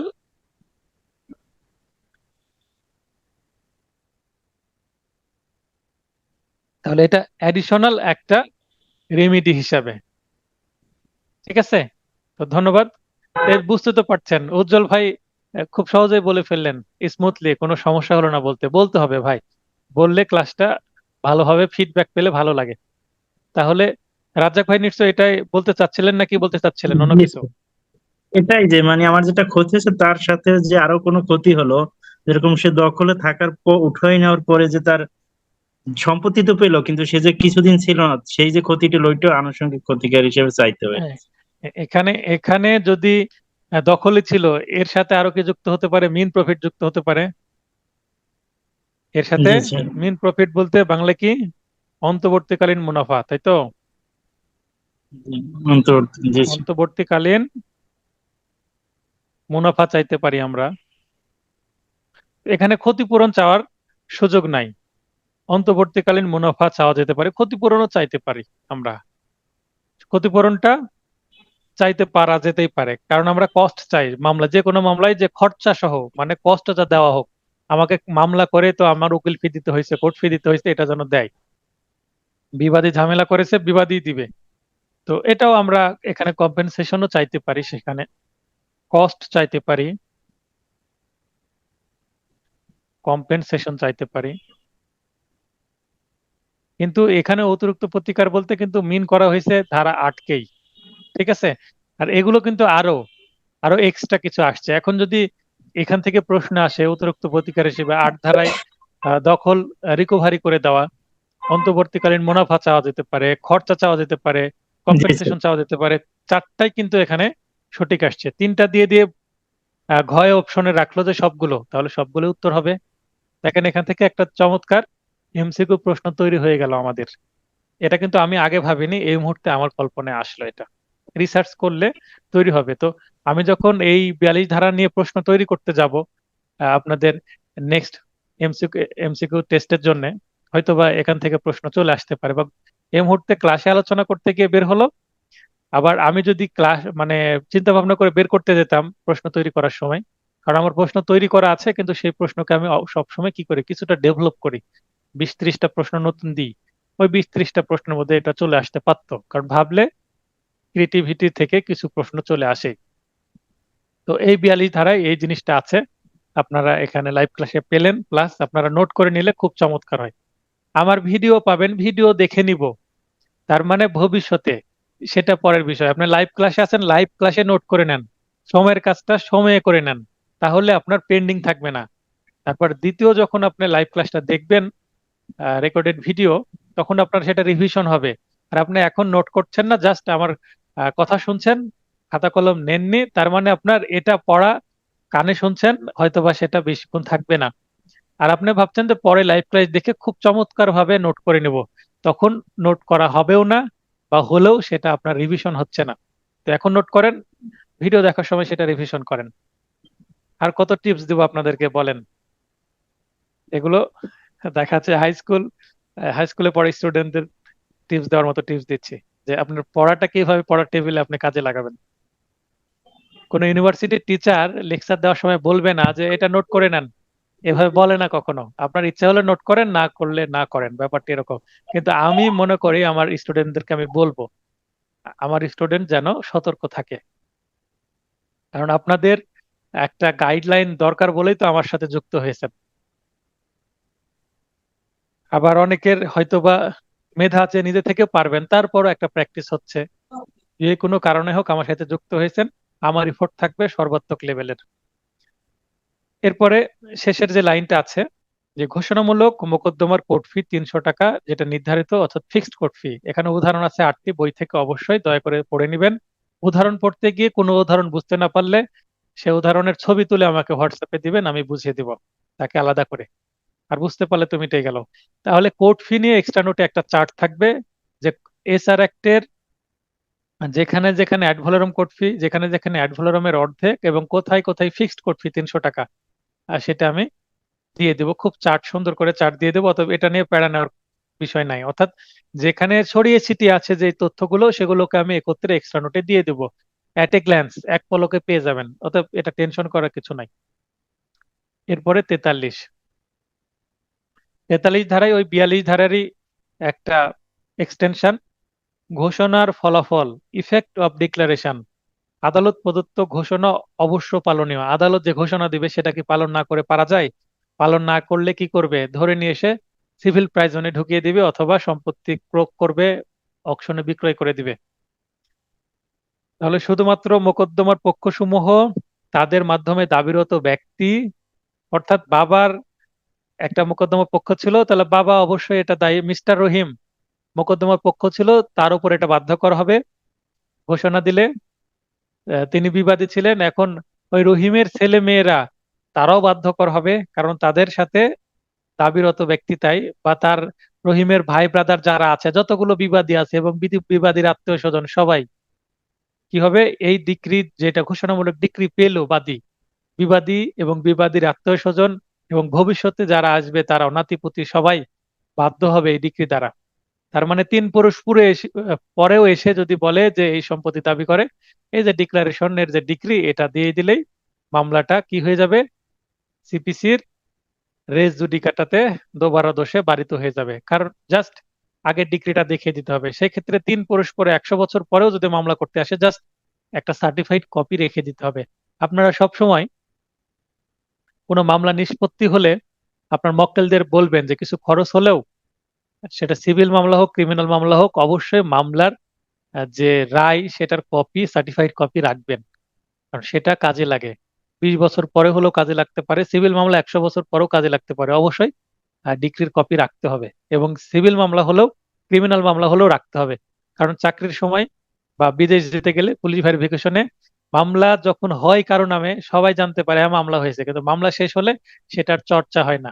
এবং পুলিশ বলে মামলা হয়েছে, তাহলে মামলা হওয়ার রেকর্ড পুলিশের কাছে থাকে, কিন্তু মামলা নিষ্পত্তি হওয়ার রেকর্ড পুলিশের কাছে থাকে না। তাহলে রেকর্ড কাকে রাখতে হবে? যে মামলার বিবাদী, যে মামলার আসামি, তাকে রাখতে হবে। পুলিশে দেখাতে হবে যে এই দেখেন, আমি নিষ্পত্তি হয়ে গেছি, আমি খালাস পেয়েছি, অতএব আমি অব্যাহতি পেয়েছি, অতএব আমাকে ক্লিন চেক দেওয়া হোক, চাকরির ক্ষেত্রে হোক বা বিদেশে যাওয়ার হোক। পুলিশ ভেরিফিকেশনে খুব কাজে লাগে, এটা অবশ্যই আপনার মক্কেলদেরকে পরামর্শ দিবেন। সেক্ষেত্রে আপনার কিছুটা ইনকামও হবে। কোনো পক্ষ জিম্মাদার হলে, বেঁচে থাকলে যাদের জিম্মাদার হতো তাদের জন্য, এখন এক ব্যক্তি একটা ট্রাস্ট প্রপার্টির, উনি ট্রাস্টি হয়েছেন, উনি একজন ট্রাস্টি, এখন ইনি 2022 সালে মারা গেলেন একটা তারিখে, এখন চলছে 2023 সাল। এখন এই মুহূর্তে ওই ট্রাস্টি মারা গেছেন 23 সালে এসে, দেখা যাচ্ছে 22 সালে মারা গেছেন। 22 সালে মারা যাওয়ার পরে 23 সালে কল্পনা করতে হবে তিনি বেঁচে থাকলে ইনি যাদের জন্য জিম্মাদার হতেন তাদের উপরেও কোনো ঘোষণামূলক ডিক্রির বিষয়বস্তু যেটা, সেটা বর্তাবে, অর্থাৎ তাদের জন্য বাধ্যকর হবে, তার মানে অ্যাপ্লিকেবল হবে বা প্রযোজ্য হবে, যেভাবে আমরা বুঝি না কেন। তাহলে 3 প্রকার: ডিরেক্ট পক্ষ বা পক্ষর সাথে কানেক্টেড, এবং জিম্মাদার হলে, মারা যাওয়ার পরে তিনি বেঁচে থাকলে যাদের জন্য জিম্মাদার হতেন তাদের জন্য এটা বাধ্যকর হবে বা প্রযোজ্য হবে। কোনটা? ডিক্রিটা। কিসের ডিক্রি? ঘোষণার যে ডিক্রি, 42 ধারায় যে ডিক্রিটা পেলাম সেটারই ফলাফল আলোচনা করা হচ্ছে 43 ধারায়। 44 ধারায় বলা হচ্ছে রিসিভার নিয়োগ। আদালতের ইচ্ছাধীন মোকদ্দমার বিচারাধীন সময়ে একটা মোকদ্দমা চলাকালীনই কিন্তু রিসিভার নিয়োগ করার প্রয়োজন হয়। মোকদ্দমা ডিক্রি পেয়ে গেলে আর রিসিভারের দরকার হয় না। রিসিভার নিয়োগ করা থাকলে সে রিসিভারের দায়িত্ব কি হয়ে যায়, এক্সপায়ার হয়ে যায়, মানে আর দরকার নাই, মামলায় তো শেষ, এখন একজনের পক্ষে তো যাবে জমিটা বা সে সম্পত্তিটা, অতএব রিসিভারের দায়িত্ব শেষ। এবার মামলায় যে ডিক্রি পেলেন, যিনি জয়যুক্ত হলেন, তাকে বুঝিয়ে দিতে হবে সম্পত্তিটা। নিয়োগের পন্থা মানে পদ্ধতি বা ওয়ে বা ম্যানার, এবং একজন রিসিভারের অধিকার কতটুকু, ক্ষমতা কতটুকু, ও দায় দায়িত্ব কতটুকু আছে। যার ক্ষমতা আছে তার অবশ্যই দায় দায়িত্বও থাকবে। দেওয়ানি কার্যবিধি দ্বারা নিয়ন্ত্রিত। তাহলে অ্যাপয়েন্টমেন্ট অফ রিসিভার্স ডিসক্রিশনারি মানে আদালতের ইচ্ছাধীন ক্ষমতা এবং reference to code of civil procedure. তার মানে 44 ধারায় এসআর একটা 44 ধারায় আদালত ইচ্ছাধীন ক্ষমতা বলে রিসিভার নিয়োগ করতে পারবেন। তার মানে রিসিভার নিয়োগ করার ক্ষমতা দেওয়া হয়েছে এসআর 44 ধারা, সুনির্দিষ্ট প্রতিকার আইনের 44 ধারায় ক্ষমতাটা দেওয়া হলো রিসিভার নিয়োগের। মানে আইনটা 44 ধারায়, এটা হচ্ছে সাবস্ট্যান্টিভ ল, তত্ত্বগত আইন। তাহলে তত্ত্ব কোথায় পাচ্ছি, থিওরি কোথায় পাচ্ছি আমরা? সুনির্দিষ্ট প্রতিকার আইনের 44 ধারায় রিসিভার নিয়োগ সংক্রান্ত তত্ত্ব বা মূল আইন। রিসিভার নিয়োগ সংক্রান্ত যাবতীয় কিভাবে রিসিভার নিয়োগ করবে, রিসিভার কি করবে, যাবতীয় কোথায় পাবো আমরা? সিপিসির মধ্যে পাবো। তাহলে রিসিভার নিয়োগ সংক্রান্ত যদি প্রশ্ন আসে রিটেনে গিয়ে আপনাদের এই 44 ধারা আলোচনা করতে হবে, সিপিসি রিসিভার নিয়োগ সংক্রান্ত যে ধারা এবং অর্ডার রুলস আছে সেগুলো এর সাথে যুক্ত করতে হবে। তারপরে রিসিভার মানে আপনাকে এসআর একটা 44 ধারা, তারপরে সিপিসির সংশ্লিষ্ট ধারা, আদেশ এবং বিধিগুলো কিন্তু আলোচনা করতে হবে। কতটুকু করতে হবে, নম্বর কত এসেছে প্রশ্নের তার উপর নির্ভর করবে, সেটা রিটেনের বিষয়বস্তু। তার মানে এখানে একটু টাচ দিয়ে দিলাম, কারণ এটা রিটেনের জন্য খুবই গুরুত্বপূর্ণ একটা টপিক। রিসিভার নিয়োগ বারবার রিপিট হয় এই প্রশ্নটা। এই রিসিভার নিয়োগ এই বিষয়ে আপনি প্রশ্ন পেতে পারেন এসআর অ্যাক্টের মধ্যে, আবার প্রশ্ন পেতে পারেন সিপিসির মধ্যে, অর্থাৎ রিসিভার আসার সম্ভাবনা ডাবল। রিটেনের কথা বলছি, এমসিকিউ তো বটেই। এরপরে আমরা চলে যাব 45। 45 থেকে 51 পর্যন্ত বাতিল হয়ে গেছে। এবার আমরা চলে যাব 52-তে। অষ্টম যে অধ্যায় সেটা বাতিল, আমরা নবম অধ্যায়ে আসলাম। 52 দ্বারা বলা হচ্ছে নিষেধাজ্ঞা বা নিরোধ প্রতিকার যেভাবে মঞ্জুর করা হয়, প্রিভেন্টিভ রিলিফ, প্রিভেন্ট করা, কাউকে থামিয়ে দেওয়া, সে যেন সে কাজটি করতে না পারে, তাকে বাধা সৃষ্টি করা, নিষেধাজ্ঞা দেওয়া। প্রিভেন্টিভ রিলিফ হাউ গিভেন, যদি প্রশ্ন আসে প্রিভেন্টিভ রিলিফ হাউ গিভেন, এটা এসআর অ্যাক্টের কত ধারার বিষয়বস্তু? 52 ধারার বিষয়বস্তু। আদালতের ইচ্ছাধীন, স্বেচ্ছাধীন, বিবেচনামূলক ক্ষমতা বলে, দেখেন আমি কিন্তু উল্লেখ করেই দিয়েছি কোথায় বিবেচনামূলক ক্ষমতা আছে আদালতের। ক্ষমতা বলে অস্থায়ী বা স্থায়ী নিষেধাজ্ঞা ইনজাংশন মঞ্জুর করার মাধ্যমে কি করবেন আদালত? এই প্রিভেন্টিভ রিলিফ। তাহলে প্রিভেন্টিভ রিলিফ হাউ গিভেন এর উত্তর কি হবে? ইনজাংশন মঞ্জুর করে। সেটা ইনজাংশন কত ভাবে দেওয়া যেতে পারে? এই ধারা অনুসারে দুই ভাবে, একটা অস্থায়ী একটা স্থায়ী। ইনজাংশনের বাংলা হচ্ছে নিষেধাজ্ঞা। আর এটাকে কি ক্ষমতা বলে দিবেন? ওই যে যেটা প্রথমে আলোচনা করলাম, ডিসক্রিশনারি বা ইচ্ছাধীন বা স্বেচ্ছাধীন বা বিবেচনামূলক, তিনটা শব্দ দিয়েছি বাংলা। পরের ধারা 53, অস্থায়ী নিষেধাজ্ঞাটা কি? Temporary injunction. এবং স্থায়ী নিষেধাজ্ঞা এটার ইংলিশ হচ্ছে পারপেচুয়াল ইনজাংশন। পার্মানেন্ট ইনজাংশনও আমরা বলতে পারবো, আবার পারপেচুয়াল ইনজাংশনও বলতে পারবো। Perpetual injunction.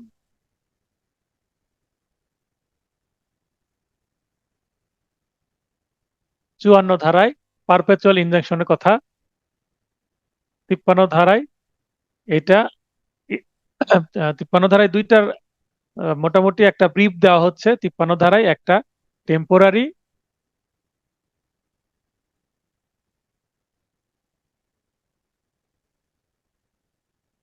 ইনজাংশন এবং অন্যটি হচ্ছে পারপেচুয়াল ইনজাংশন। তাহলে টেম্পোরারি ইনজাংশন মানে অস্থায়ী নিষেধাজ্ঞা, আর পারপেচুয়াল ইনজাংশন মানে স্থায়ী নিষেধাজ্ঞা। পারপেচুয়াল ইনজাংশনকে ইংলিশে আমরা আরেকটা বলতে পারবো, সেটা হচ্ছে পার্মানেন্ট।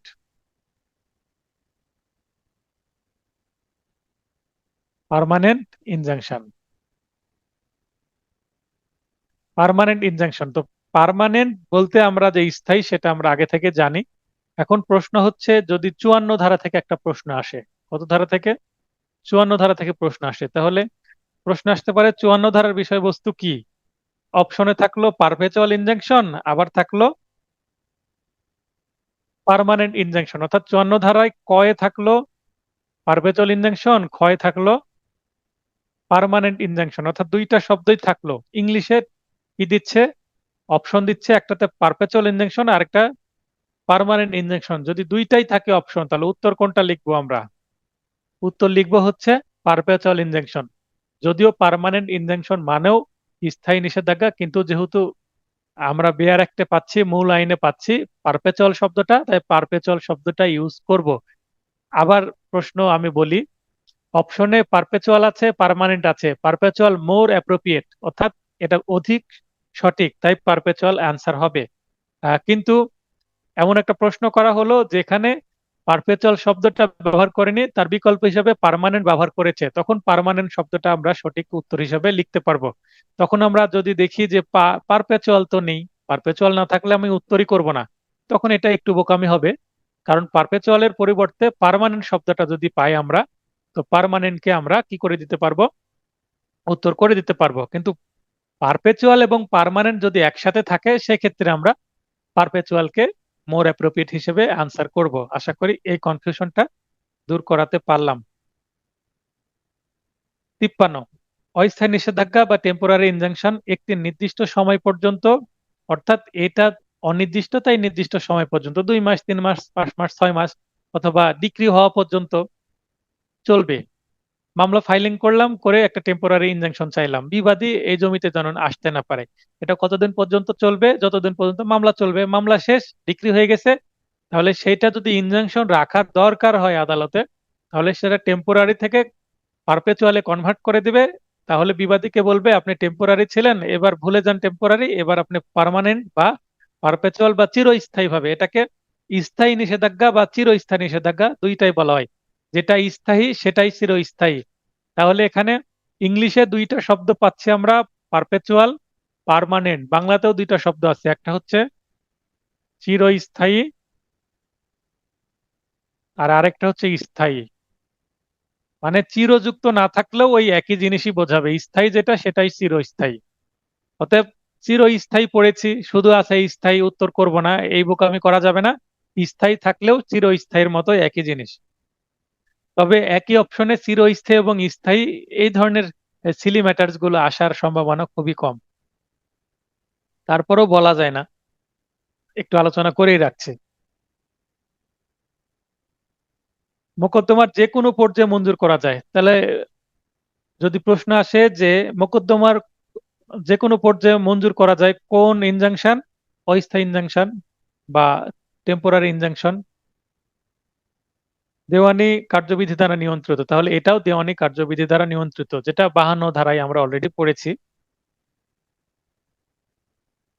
52 ধারায় টেম্পোরারি ইনজাংশন বিবেচনামূলক ক্ষমতা বলে, এবং 44 ধারায় আমরা দেওয়ানি কার্যবিধি অনুসারে নিয়ন্ত্রিত রিসিভার নিয়োগ, এই ইনজাংশনটাও দেওয়ানি কার্যবিধি দ্বারা নিয়ন্ত্রিত, একই বিষয়। তার মানে যত প্রসিডিউরাল ম্যাটার আছে এসআর অ্যাক্টের, সবগুলোই সিপিসির দ্বারাই নিয়ন্ত্রিত হবে, কারণ এটাও সিভিল ম্যাটার্স, এর ক্ষেত্রে প্রযোজ্য, বা সিভিল নেচারের আইন। সিপিসি তো সিভিল নেচারেরই বিষয়। এটা হচ্ছে তথ্যগত, সেটা হচ্ছে পদ্ধতিগত। চিরস্থায়ী নিষেধাজ্ঞা বা পারপেচুয়াল ইনজাংশন শুধুমাত্র শুনানি শেষে, তার মানে এটা যে কোনো পর্যায়ে দেওয়ার সুযোগ নেই। মামলা শেষ হয়েছে, শুনানি হয়ে গেছে, তারপরে দিবে, মানে সাক্ষীর পরে। মোকদ্দমার গুণাগুণের উপর ভিত্তি করে প্রদত্ত ডিক্রি দ্বারা মঞ্জুর করা যায়, তার মানে ডিক্রি ছাড়া কোনো পারপেচুয়াল ইনজাংশন দেওয়া সম্ভব নয়। ডিক্রি দিয়ে ডিক্রির মধ্যেই লিখে দিল যে ইনজাংশনটা কি হয়ে গেল, পার্মানেন্ট বা পারপেচুয়াল হয়ে গেল। এর মাধ্যমে প্রতিবাদীকে, প্রতিবাদী বলতে বাদী, প্রতিবাদী বলতে বিবাদীকে বোঝায়, বিবাদী মানে প্রতিবাদী, বিবাদী, বিবাদী সমান সমান প্রতিবাদী, বিবাদী সমান সমান প্রতিবাদী, তার মানে যেটা বিবাদী সেটাই প্রতিবাদী। ইংরেজিতে হচ্ছে ডিফেন্ডেন্ট, ডিফেন্ডেন্ট মানে অপরপক্ষ।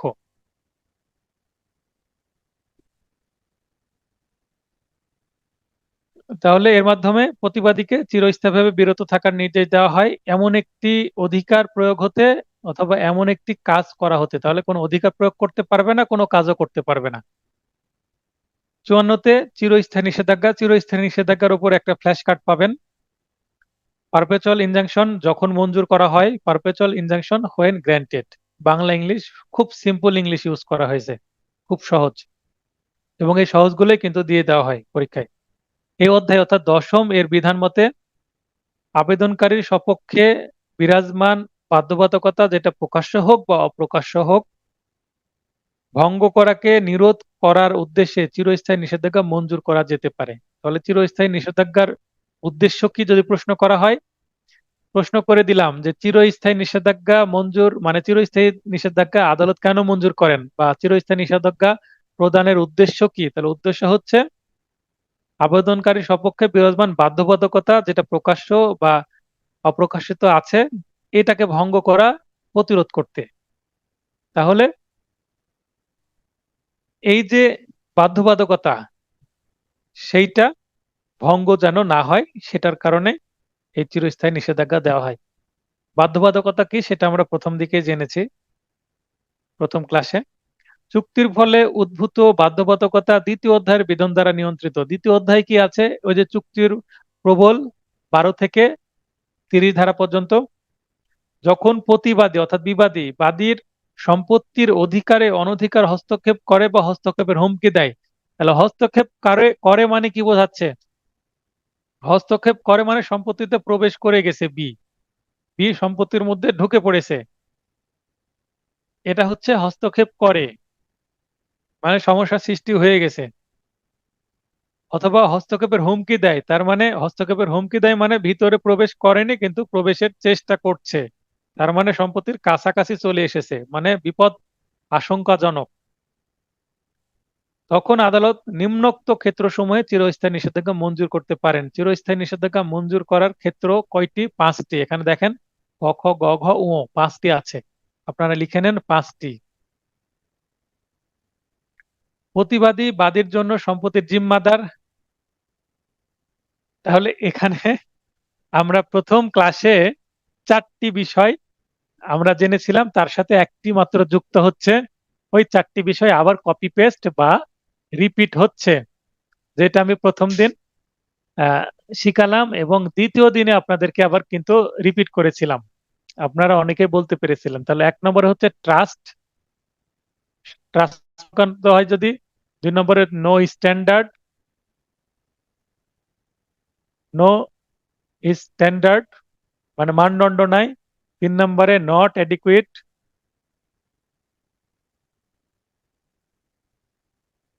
এবং 4 নম্বরে নো কম্পেনসেশন।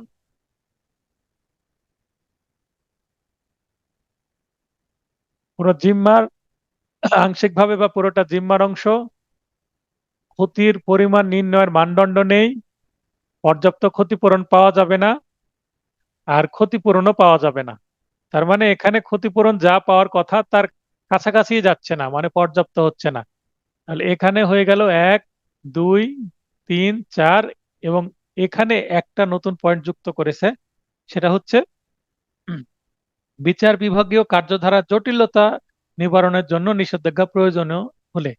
তার মানে আদালতের নিষেধাজ্ঞা মানে পারপেচুয়াল ইনজাংশন বা চিরস্থায়ী নিষেধাজ্ঞা দেওয়ার জন্য এই যে আগের যে বিষয়গুলো আছে সেটার সাথে যুক্ত হচ্ছে জাস্ট একটা পয়েন্ট, বিচার বিভাগীয় কার্যধারা জটিলতা। অর্থাৎ বিচার করতে এসে আদালত যদি জটিলতার মধ্যে পড়ে যায়, এই জটিলতা এড়াতে আদালত কি করতে পারে, ইনজাংশন দিয়ে থামিয়ে দিতে পারে বিষয়টা। তার মানে এখানে আদালতের নিজের মান সম্মানের বিষয়, তাহলে আদালত নিজের মান সম্মান বাঁচাতে এটা করবেন। কেন মান সম্মানের কথা বলছি, কারণ এটা যদি নিম্ন আদালতে চলে, এটা যদি ইনজাংশন না দেয় তাহলে বাদী কি করবে, এই এই ইনজাংশন যদি না মঞ্জুর হয় তাহলে উচ্চ আদালতে যাবে কি করার জন্য, এটার জন্য রিমিডি নেওয়ার জন্য, যে নিম্ন আদালত এটা দিল না, উচ্চ আদালত থেকে নিয়ে আসবে। তখন নিম্ন আদালতের কোনো রায়ের বিরুদ্ধে, কোনো আদেশের বিরুদ্ধে যদি সিদ্ধান্ত চলে আসে, নিম্ন আদালতের একটা মান সম্মানের বিষয় না। তারপরে এখানে ব্যাখ্যা, এই ধারার উদ্দেশ্য অনুযায়ী ট্রেডমার্ক সম্পত্তি বলে গণ্য হবে। তাহলে ট্রেডমার্ক সম্পত্তি বলে গণ্য হবে, এটা এসের একটা কত ধারায় বলা আছে, 54 ধারায় বলা আছে। একটি প্রশ্ন করেছিলাম আমি ব্যাচ 3-র জন্য।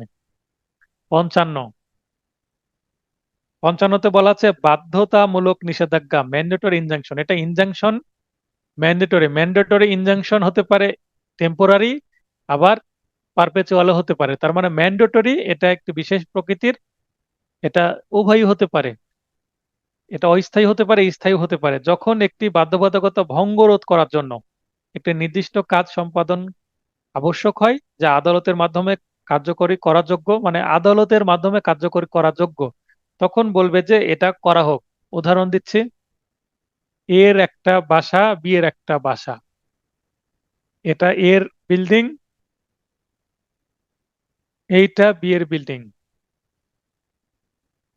এখন দুইটা পাশাপাশি ভবন আছে, এই বি ভবনের উপরে আরেকটু একটা হয়তো বা ফ্লোর বাড়াতে চাচ্ছে। এই ফ্লোর বাড়াতে গিয়ে তার যে ছাদের অংশটা একটু বাড়িয়ে দিয়েছে কোন দিকে, এর দিকে, অথবা এই ছাদের পানিটা বের করার জন্য এইদিকে একটু কি দিয়ে দিয়েছে, পাইপ দিয়ে দিয়েছে। তার মানে ছাদের পানিটা বি এর, হ্যাঁ, তাহলে যেটা বলছিলাম যে এর একটা ভবন আছে, বি এর একটা ভবন আছে। এখন এর ভবনটা 7 তলা, বি এর ভবনটা 7 তলা ছিল, আরো একটা ভবন মানে একটা তলা বা ফ্লোর বৃদ্ধি করলো, একটু উঁচু হয়ে গেল। এই উঁচু হওয়ার কারণে হয়তো বা আলো আসতে সমস্যা হতে পারে, অথবা পাইপটা এমন ভাবে দিয়েছে যে এই পাইপের পানিটা এর ভবনের এই ছাদের উপর চলে আসছে, পাশের এর ভবনের ছাদে, অথবা পাইপটা এমন ভাবে দিয়েছে যে কোনো হয়তো বা জানালার কাছাকাছি যে পড়ছে, অর্থাৎ এই ভবনের পানি এই ভবনের ভেতরে প্রবেশ করছে কোনো ফ্ল্যাটের ভেতরে। এই ধরনের কোনো সিচুয়েশন যদি তৈরি হয়, তাহলে এ মামলা করে এই বিয়ের যে ভবনটা পাশাপাশি ছিল, যে অবস্থায় ঠিক ছিল, কিন্তু একটু বৃদ্ধি করার জন্য অথবা আলো আসছে না, বা একটু সামনে এগিয়ে দেওয়ার কারণে, বা পাইপ বা পানি নিষ্কাশনের ব্যবস্থাটার কোনো প্রবলেমের কারণে তার সমস্যা হচ্ছে, সেটা ব্যাখ্যা করে যদি মামলা করা হয়, তাহলে আদালত বলবে ম্যান্ডেটরি ইনজাংশন দেওয়া হলো। এবং তার যদি ফ্লোরের কারণে, উপরের একটা ফ্লোরের কারণে যদি কি হয়, আলো আসে না আসে, তাহলে উপরের ফ্লোরটাকে ভেঙে ফেলার জন্য নির্দেশনা দেবে যে আপনার ফ্লোরটা আপনি ভেঙে ফেলুন। অথবা বলবে আপনি যে পাইপটা দিয়েছেন এই পাইপটা এই পাশে দেওয়া যাবে না, তার মানে ছোট হয়ে গেল মামলাটা, তাও করা যাবে। অথবা ছাদের যে অংশটা হয়তো বা একটু বেশি বাড়িয়ে দিয়েছে, এই বাড়তি অংশটুকু ভেঙে ফেলুন, এটা নির্দেশনা দেওয়া যাবে। আবার কি করা যাবে, মনে করেন যে এটা একটা জমি এর, আর ঠিক পাশাপাশি জমি আছে বি এর। তো এর এখানে একটা কি আছে, গাছ আছে। এই গাছটা বড় হয়েছে, এই গাছটা বড় হয়ে গাছপালাটা চলে গেছে কোথায়, দুই সাইডে চলে গেছে। এখন এই গাছের পাতা বিয়ের জমির উপরও পড়ে। গাছের পাতা কোথায় পড়ে, বিয়ের জমির উপরে পড়ে পাতাটা। যখন পাতা বিয়ের জমির উপরও পড়বে, তখন কি হবে, বিয়ের ঝামেলা হবে। তো বিয়ের ঝামেলা হলে বি তখন মামলা করে বলতে পারে যে এর একটা গাছ আছে, এই গাছটা আমার জমির উপরে পড়েও আমারও ক্ষতি করছে। তখন আদালত বলতে পারে যে আপনার গাছের যে অংশটা বিয়ের মধ্যে চলে যাচ্ছে, এই অংশটা কি করে ফেলেন, আপনি কেটে ফেলেন এই অংশটা, মানে সাইজ করেন নিয়মিত। প্রতি বছর আপনি কি করবেন, এই অংশটাকে কেটে কর্তন করে ছাঁটাই করবেন। যেমন বৈদ্যুতিক লাইন গেলে কি করা হয়, নিয়মিত ছাঁটাই করা হয় গাছের ডাল, তেমনই এইভাবে গাছের শাখা প্রশাখা ছাঁটাই করতে হবে, ডালপালা ছাঁটাই করতে হবে, যেন বিয়ের অংশের মধ্যে ডালপালা যে ছায়া না করতে পারে বা কোনো পাতা পড়ে তার কোনো ক্ষতি না হয়। অনেক সময় টিনের উপরে যে পড়ে টিনের ক্ষতি হয়, যদি টিন টিন শেডের বাসা হয়, অথবা যদি জমি থাকে, জমির ফসলে পড়লে সমস্যা হতে পারে। যাই হোক, বি এর যদি ক্ষতি হয়, বি এ গাছের কর্তনের জন্য ম্যান্ডেটরি ইনজাংশন চাইতে পারে।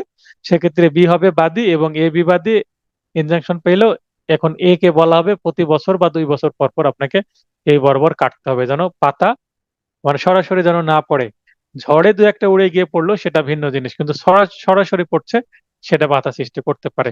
অথবা দুইটা পাশাপাশি দেখাচ্ছে যে আহ, জমি আছে, একজন আরেকজনের জমির খুব কাছাকাছি এসে ওয়াল উত্তোলন করছে, কিছুটা ওয়াল তুলে ফেলেছে। মানে দুইটা জমির মাঝখানে যতটুকু মানে জায়গা ফাঁকা রাখা দরকার ততটুকু রাখেনি নিয়ম অনুসারে। 3 ফিট অন্তত ফাঁকা রাখার কথা, 3 ফিট না রেখে কাছাকাছি ওয়াল তুলছে, বাসার ওয়াল অথবা বাউন্ডারি ওয়াল। সেক্ষেত্রে অপরপক্ষ মামলা করে বলতে পারে যে এই ওয়াল যতটুকু তুলেছে ততটুকু ভেঙে ফেলা হোক। এটার জন্য আদালতে প্রার্থনা করতে পারেন, আদালত বলবে এটা ভেঙে ফেলুন। তার মানে এখানে ডিরেক্ট নির্দেশনা দিচ্ছে কোনো কিছু একটা করতে হবে। আর ইনজাংশনের নেচার কি, কোনো কিছু করা থেকে বাধা দেওয়া, মানে এটা করতে পারবেন না, না না বোধক। কিন্তু এখানে হা বোধক, মানে আপনাকে এটা করতে হবে, এটা আপনি করেই ভুল করেছেন, অতএব এটা আপনি করেন। এটা যেটা করেছেন সেটা ভেঙে ফেলেন, মানে একটা আহ, এখানে হা বোধক একটা ইনজাংশন আর কি, ম্যান্ডেটরি বাধ্যতামূলক।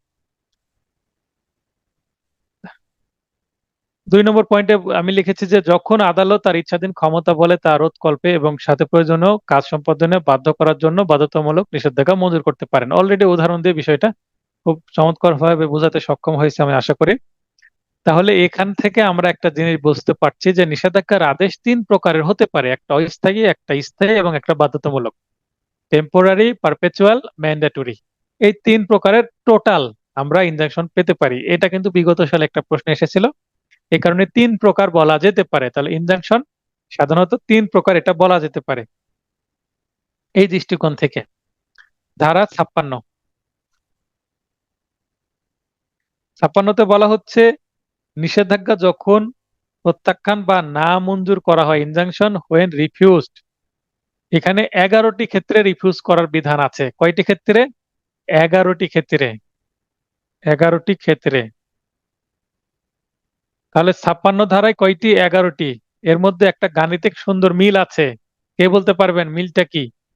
56 ধারায় 11টি ক্ষেত্রে আদালত নিষেধাজ্ঞা যদি কেউ চায় তাহলে সেটা নামঞ্জুর করে দিবেন, রিফিউজ করবেন বা রিজেক্ট করবেন, মানে নিষেধাজ্ঞার ডিক্রি বা আদেশ পাওয়া যাবে না। কত ধারায়? 56 ধারায়। কয়টি ক্ষেত্রে? এটা কিন্তু গুরুত্বপূর্ণ, 11টি ক্ষেত্রে কথাটা গুরুত্বপূর্ণ। 56, 11টি। তাহলে এটার গাণিতিক আমরা সূত্র কি পাচ্ছি? 5 + 6 = 11। একটা সুন্দর প্রাইমারি গণিত ছোট বাচ্চাদের। তাহলে 56-তে 11, দুইটা যোগ করলে হয়ে যাচ্ছে। এটা সব ক্ষেত্রে কাজে লাগে না, তবে কিছু কিছু ক্ষেত্রে আমরা এইভাবে মনে রাখতে পারবো, একটা টেকনিক আর কি। 11টি কি কি? যদি না কার্যধারার পৌনঃপুনিকতা রোধকল্পে নিষেধাজ্ঞা আবশ্যক হয়। পৌনঃপুনিকতা মানে রিপিটেশন, অর্থাৎ এটা যদি নিষেধাজ্ঞা দেওয়া হয় তাহলে একটা কার্যধারা অর্থাৎ প্রসিডিউর অর্থাৎ মামলা করার যে স্টেপ, মানে তারিখের পর তারিখ, তারিখের পর তারিখ পড়বে না, তাড়াতাড়ি শেষ হয়ে যাবে মামলা। মামলা দ্রুত ত্বরান্বিত হবে যদি ইনজাংশন দিয়ে দেওয়া হয়, আর ইনজাংশন না দিলেই তারিখের পর তারিখ পড়বে। এই কারণে আদালত বলবে যে তারিখের পর যেহেতু তারিখ পড়বে সেক্ষেত্রে ইনজাংশন দিবে, আর যেখানে তারিখের পর তারিখ পড়ার সম্ভাবনা নাই, মানে ইনজাংশন দরকার নেই, প্রয়োজন নেই, তখন দিবে না। তাহলে অধীনস্থ নয় এমন আদালতের কার্যধারা স্থগিত রাখতে, এটা দ্বারা কি বোঝানো হচ্ছে? অধীনস্থ তার মানে sub ordinate court. Appellate division এর সাব অর্ডিনেট হচ্ছে হাইকোর্ট ডিভিশন, এর সাব অর্ডিনেট হচ্ছে ডিস্ট্রিক্ট জাজ অথবা মেট্রোপলিটন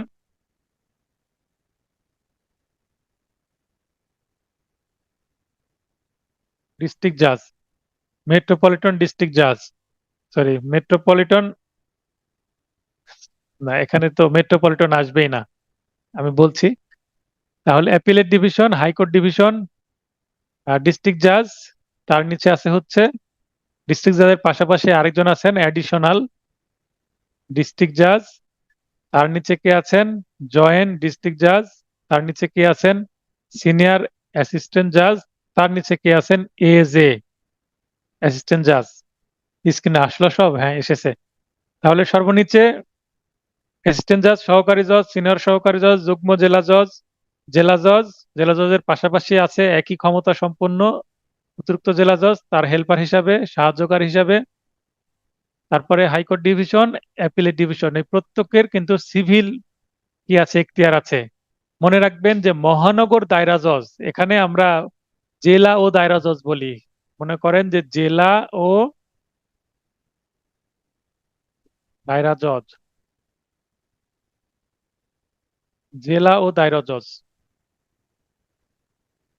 এখানে আমি একটা প্রশ্ন করব, কে উত্তর দিতে পারবেন তিনি প্রশ্ন বুঝে উত্তর দিবেন। জেলা ও দায়রা জজ, এখানে সহকারী জজ একটা কি দিলেন? ডিক্রি দিলেন। এই ডিক্রির বিরুদ্ধে আপিল কোথায় করতে হবে? জেলা ও দায়রা জজে না হাইকোর্টে?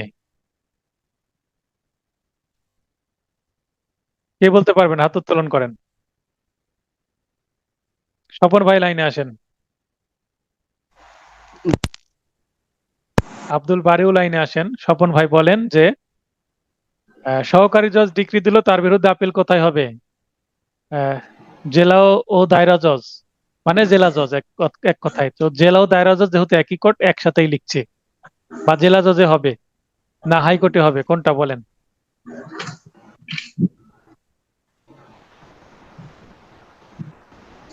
ডিগ্রি ওয়ালাইকুম আসসালাম। স্বপন ভাই বলেন, যে সহকারী জজ ডিগ্রি দিয়েছেন তার বিরুদ্ধে আপিল কোথায় হবে, জেলা ও দায়রা জজ না হাইকোর্টে?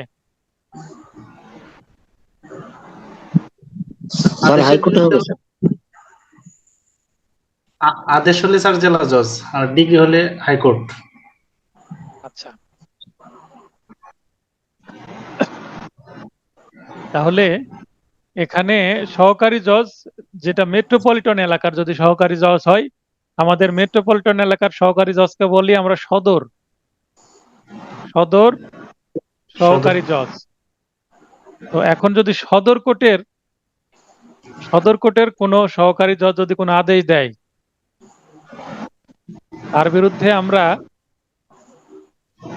আপিল করব কোথায়, জেলা ও দায়রা জজ না মহানগর দায়রা জজ? মহানগর দায়রা জজ। মানে সদর মানে মেট্রোপলিটন এলাকার কোর্ট, তাহলে এর বিরুদ্ধে কোথায় যাবে, মহানগর মানে সেশন কোর্টে যাবে না জেলা ও দায়রা জজে যাবে না হাইকোর্টে যাবে? আদেশের বিরুদ্ধে জেলা দায়রা জজ। এই যে সদর কোর্টের হলেও? জি স্যার, এটা তো হচ্ছে সিভিল এখতিয়ার। তো মহানগর কোর্টে যাবে না? মহানগর দায়রা জজ, সদর কোর্ট যেহেতু। মনে করেন জেলার যদি থানাগুলো, এই থানার সহকারী জজ বা সিনিয়র সহকারী জজ হলে তো আমরা যাই কোথায়, জেলা ও দায়রা জজের, অর্থাৎ জেলার জন্য। কিন্তু মহানগরের জন্য তো আলাদা আছে মহানগর কোর্ট, তো মহানগর কোর্টে যাবে না? স্বপন ভাই বলেন, স্বপন ভাই রিসার্চ করেন তো? স্বপন ভাই বলেন, রিসার্চ করেন আপনি? মহানগর দায়রা জজ তো স্যার হচ্ছে গিয়ে স্যার ক্রিমিনাল এখতিয়ার গুলাই করে, তামিল করে। আর জেলা ও দায়রা জজ তো ক্রিমিনাল এবং সিভিল দুইটাই তামিল করে। মহানগর দায়রা জজের কাছে সিভিল মামলার আপিল হবে না? মহানগর কোর্টে কি সিভিল মামলার আপিল হবে না? বিষয়টা তাহলে স্যার জানা। আচ্ছা, এটা স্পষ্ট বলতে হবে যে এখানে আপনাদের একটা জিনিস স্পষ্ট বলি, এখানে লিখে আছে জেলা ও দায়রা জজ, তার মানে এখানে সিভিল এখতিয়ারও আছে। হ্যাঁ স্বপন ভাই লক্ষ্য করেন, আবার এখানে ক্রিমিনাল এখতিয়ারও আছে, সিভিল ক্রিমিনাল বোথ, জেলা ও দায়রা জজ। কিন্তু মনে রাখবেন মহানগর দায়রা জজ, অতিরিক্ত মহানগর দায়রা জজ, যুগ্ম মহানগর দায়রা জজ, কয়টা বললাম?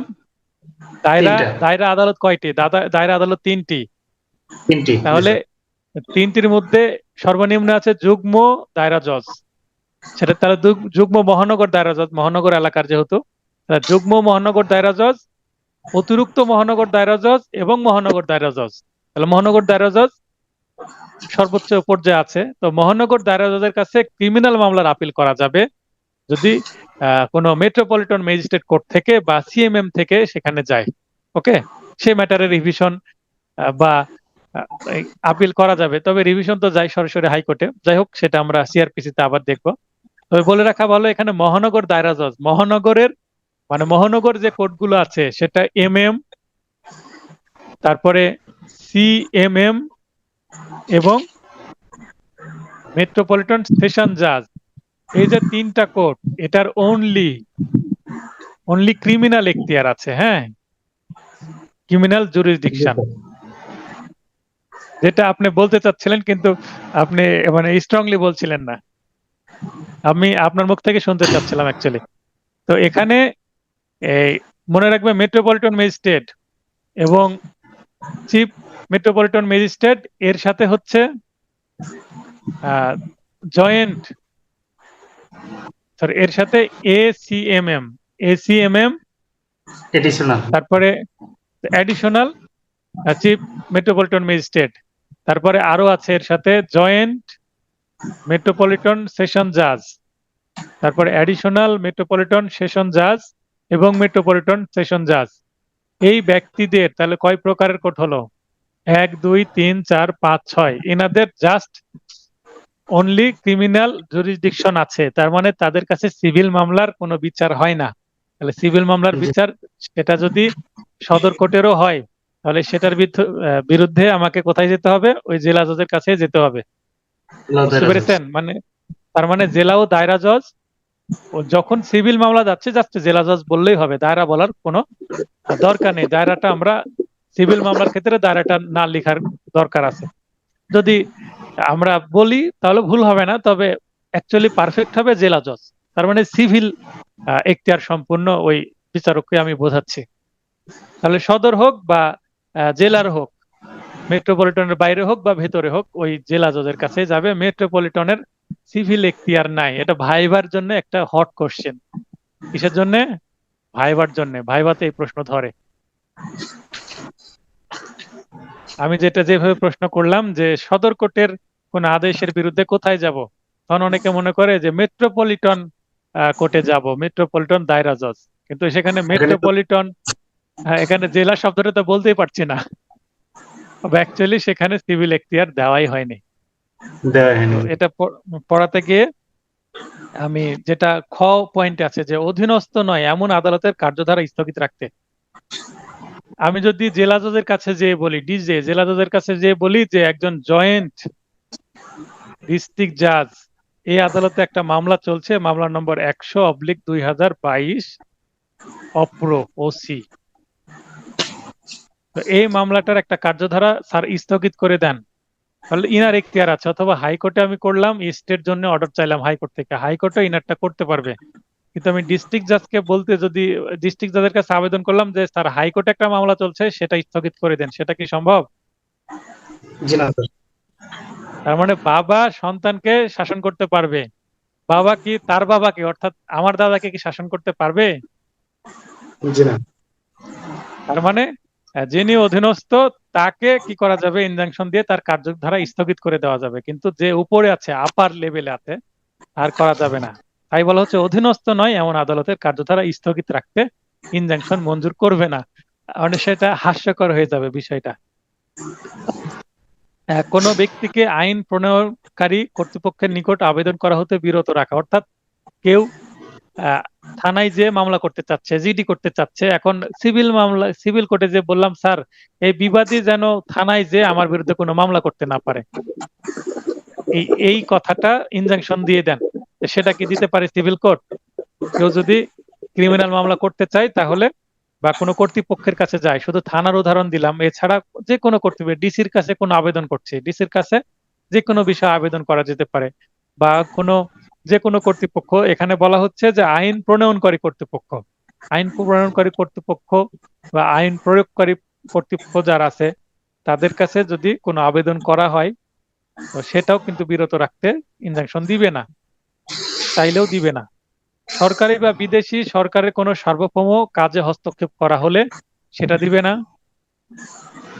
ফৌজদারি কার্যধারা স্থগিত রাখতে দিবে না, ফৌজদারি কার্যধারা স্থগিত রাখতে দিবে না। এটার জন্য আলাদা একটা ডেডিকেটেড ধারায় আছে। কত ধারা? তপন ভাই? 7 ধারা। ঠিক একই জিনিস রিপিট হচ্ছে 56 তে, যে ফৌজদারি বিষয়ে সিভিল কোর্টের তো এখতিয়ারই নেই, হাত দিতেই পারবে না, আলাদা সাবজেক্ট। এখন যদি কোনো ইঞ্জিনিয়ারকে বলা হয় যে ভাই একটা অপারেশন করতে হবে, তাড়াতাড়ি আসেন তো, ডাক্তার সাহেব আসেনি, সেটা কি পারবে?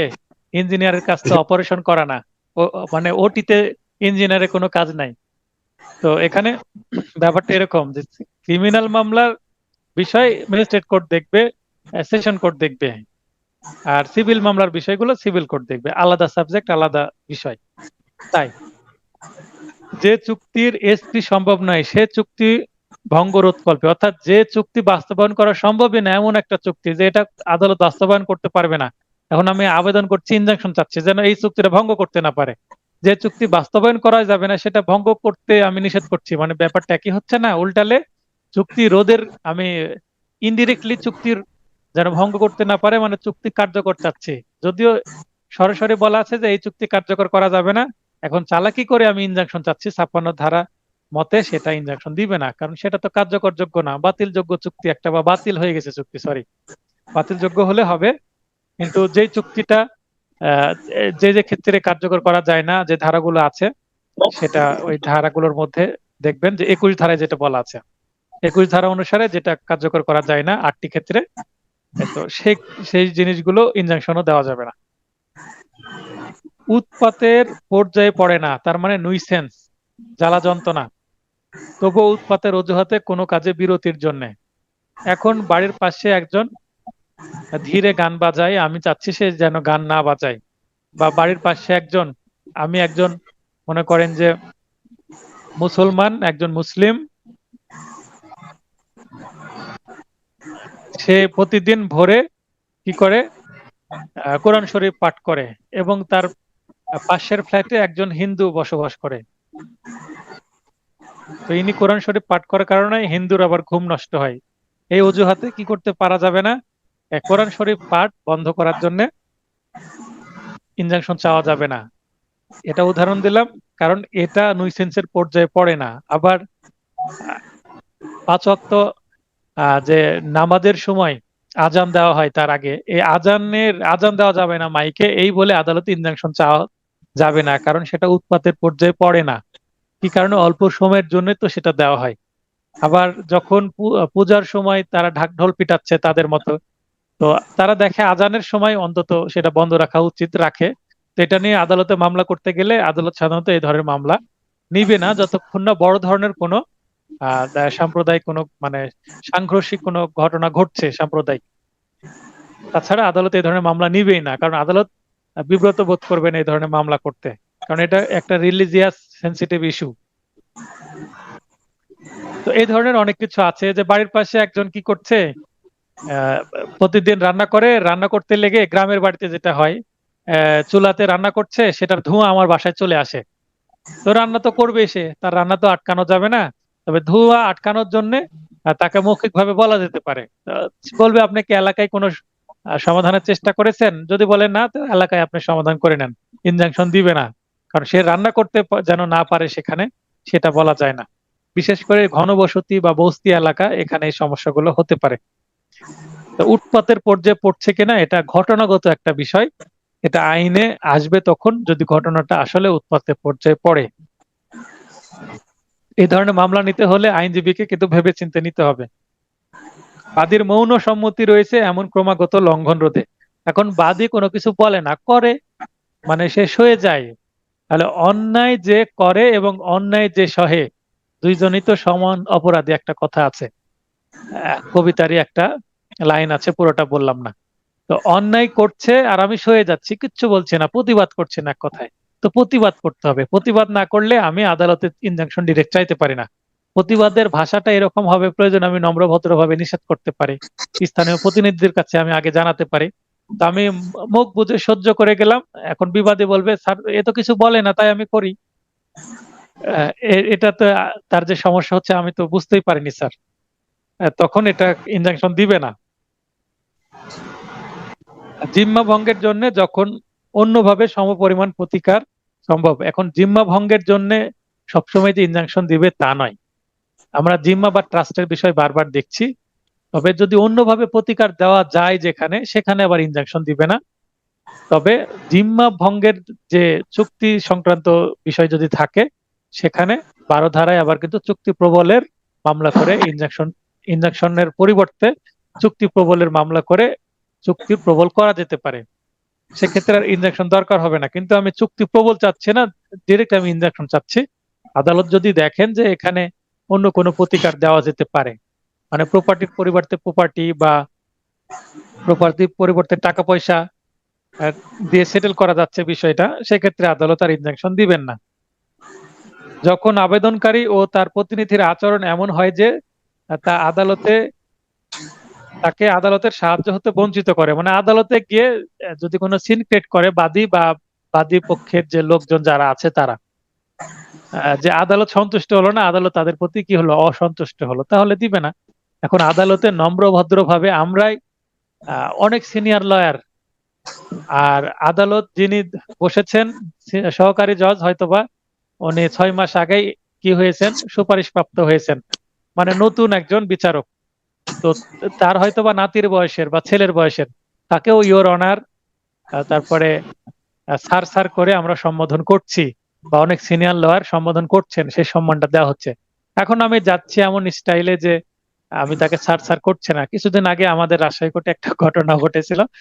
সিনিয়র জুডিশিয়াল ম্যাজিস্ট্রেট ওয়ানে একজন স্যার, উনি খুব মানে ভালো বিচার করেন, ভালো বিচারক হিসাবে আমি দেখি, কড়া, মানে যিনি ভালো বিচারণ করেন তিনি কিন্তু কড়াই হওয়া উচিত। যেটা ন্যায় বিচার সেটা করলে কারো একটু জামিন যদি না দেওয়া হয়, অনেক আইনজীবী মনে করে বিচারক ভালো না, জামিন দিচ্ছে না। জামিন দেওয়ার মতো যদি ধারা না হয়, দেওয়ার মতো যদি পরিস্থিতি না হয়, জামিন তো দেওয়া যাবে না। যদি সব মামলায় জামিন দেয়, তাহলে যারা প্রসিকিউশন পক্ষ আছে, বাদী পক্ষ, তাদের তো স্বার্থ হানি হবে, তাদের সাথে অন্যায় করা হবে। তো তিনি জামিন দেন না। তো এক উকিল এসে দাঁড়িয়ে, কেন বাবা তুমি জামিন দিবা না? মানে আদালতকে এই ভাষায় কথা বলছেন যে বাবা তুমি কেন জামিন দিবা না? তখন আদালত খেপে গেছেন ওনার উপরে, বলছেন আমি কি আপনার ছেলে?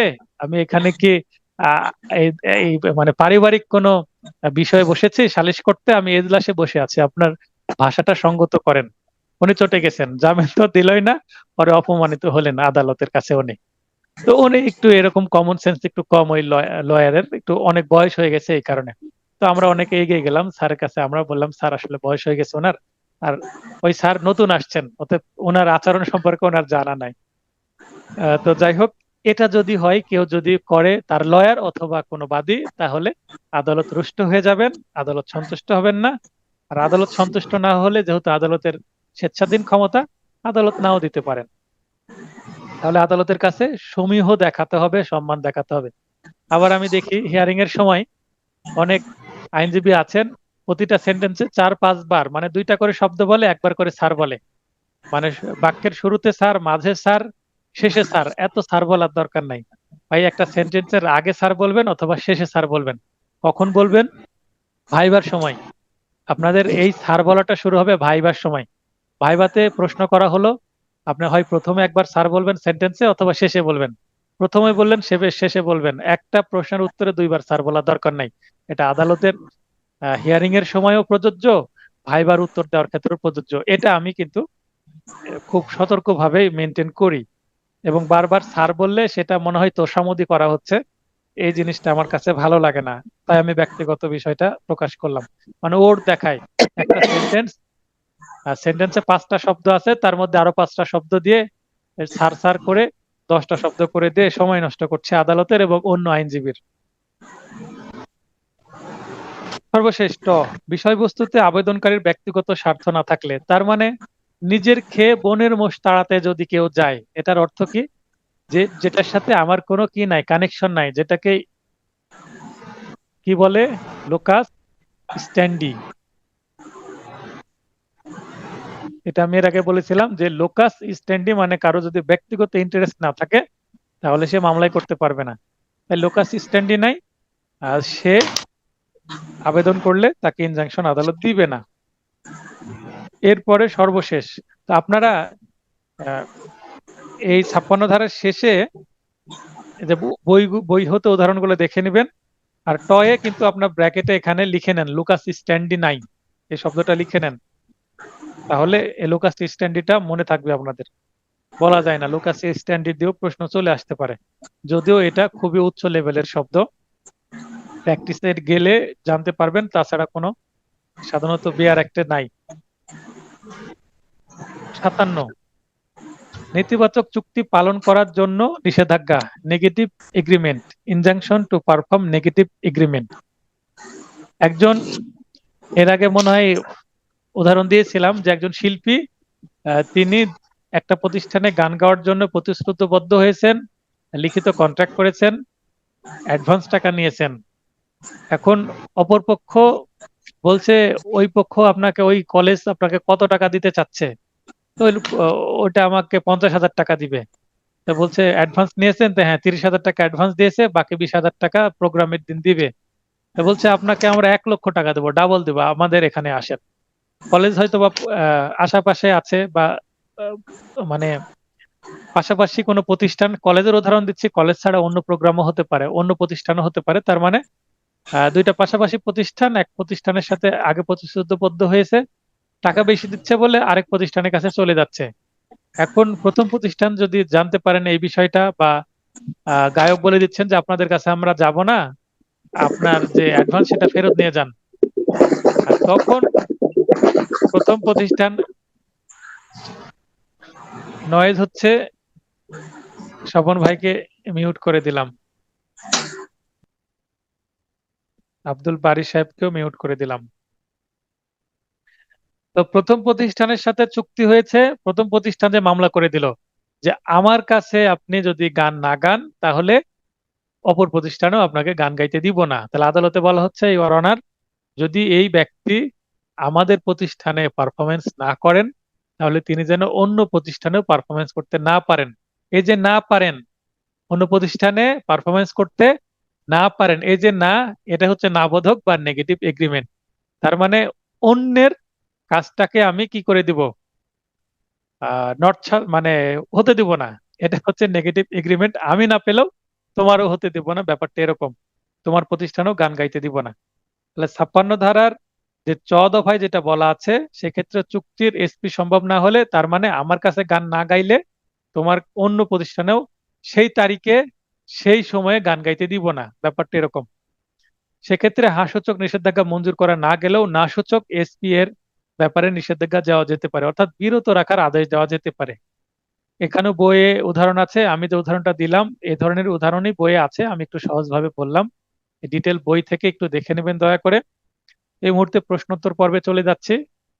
আজকে ক্লাস থেকে যদি কারো কোনো প্রশ্ন থাকে প্রশ্ন করবেন। ইনজাংশনের মোকদ্দমা কোন কোন ধারায় দাখিল করা যায়?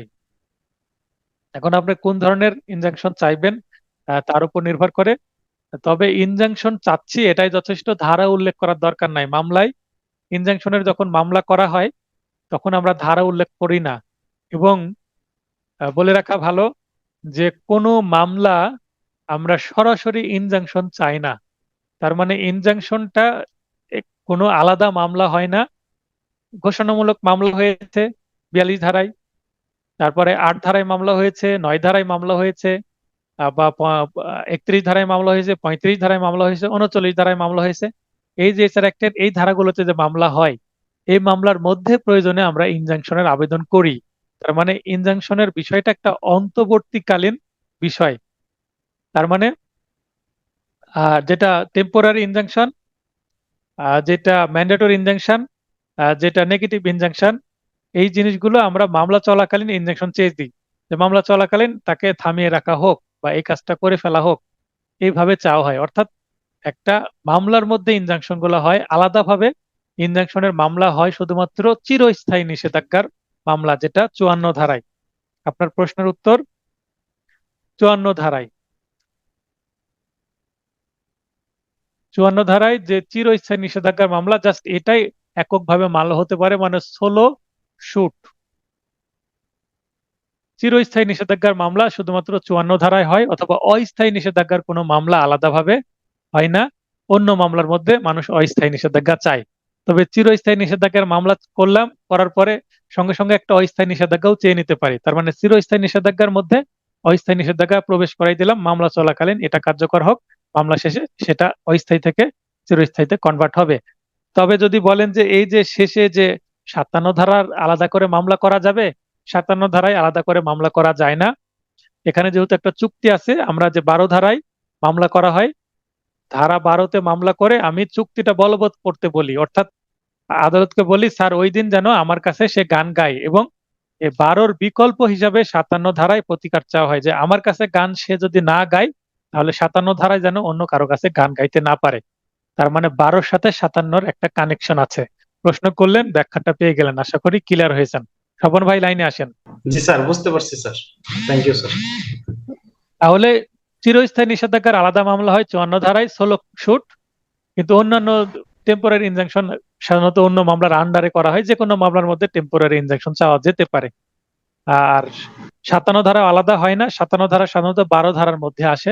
12 ধারা মামলা করলাম, আমার চুক্তিটা কার্য সম্পাদন হচ্ছে না, বিকল্প হিসাবে আমি কি করছি, কম্পেনসেশন চাচ্ছি, প্লাস আমি 57 ধারার বিষয়টা এখানে নিয়ে আসছি যে আমার কাছে না গান গাইলে অন্য কারো কাছে যেন না গান গাইতে পারে, ব্যাপারটি এরকম। অথবা একটা সিনেমা আমার সিনেমা হলে মুক্তি দেওয়ার কথা ছিল, কন্টাক্ট হয়েছে, তা আমার সিনেমা হলে না দিয়ে পাশের আরেকটা সিনেমা হল সেখানে মুক্তি দিচ্ছে। তো আমি বলতে পারি এই সিনেমার আমার কাছে 1 মাসের জন্য দেওয়ার কথা ছিল, এই 1 মাসটা আমাকে যদি না দেয়, আমি প্রথমে চাইবো আমাকে যেন দেয়, অর্থাৎ 12 ধারায় চাইবো, প্রথমেই না দেয় আমরা বলবো না।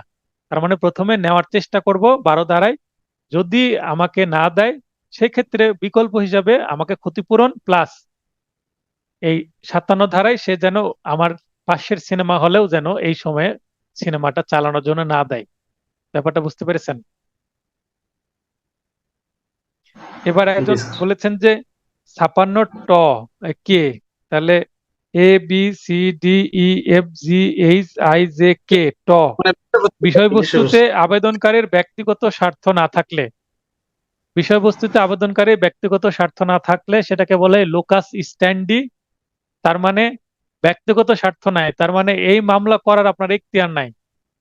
সমস্যা হয়েছে মনে করেন এর সাথে বি এর একটা সমস্যা, একটা চুক্তি হয়েছে, চুক্তির একটা পক্ষ এ আর একটা পক্ষ বি। 56 সর্বশেষ দফাটা আলোচনা করছি। ট ট বা কে, 56 কে বা 56 ট, এটা আরেকবার আলোচনা করার অনুরোধ আসছে। এর সাথে বি এর একটা চুক্তি হয়েছে, এখন পি নামে একজন ব্যক্তি এই বি এর নামে মামলা করেছে, কারণ পি এর সাথে কোনো দূর দূর দিয়েও এর কোনো কি নাই, সম্পর্ক নাই। তাহলে এখানে মামলা করতে পারবে এ, অথবা এর সাথে কানেক্টেড কোনো ব্যক্তি মামলা করতে পারবে। তাহলে সেক্ষেত্রে মামলা চলবে, কিন্তু পি এর সাথে এর কোনো সম্পর্ক নাই, কোনো ব্যবসায়িক সম্পর্ক নাই, আত্মীয়তার সম্পর্ক নাই, কিংবা এ বি কে কোনো পি কে কোনো পাওয়ার অফ অ্যাটর্নিও দেয়নি। পাওয়ার অফ অ্যাটর্নি দিলেও কোনো সম্পর্ক প্রমাণ করার দরকার হয় না, আমি যে কাউকে পাওয়ার অফ অ্যাটর্নি দিয়ে আমার পক্ষে মামলা পরিচালনার দায়িত্ব দিতে পারি, ক্ষমতা অর্পণ যাকে বলে। তো আমি এ এ পি কে ক্ষমতা অর্পণও করেনি মামলা করার জন্য, তাহলে পি উড়ে এসে জুড়ে বসেছে, তখন বি বলবে আপনি কে ভাই, এখানে মামলা করার তো আপনার কোনো এখতিয়ার নাই, আপনার সাথে তো আমার কোনো লেনদেন নাই, আপনি কে এখানে ঝামেলা করতে আসছেন। আদালতও তাই বলবে যে আপনার লোকাস স্ট্যান্ডি নাই। বিবাদী প্রথমেই 1 নম্বর পয়েন্টেই লিখে দিবে যে পি এর মামলা করার কোনো লুকাস স্ট্যান্ডি নাই, মানে ব্যক্তিগত কোনো স্বার্থ নাই, অতএব তার যে আবেদন সেটা নামঞ্জুর হবে।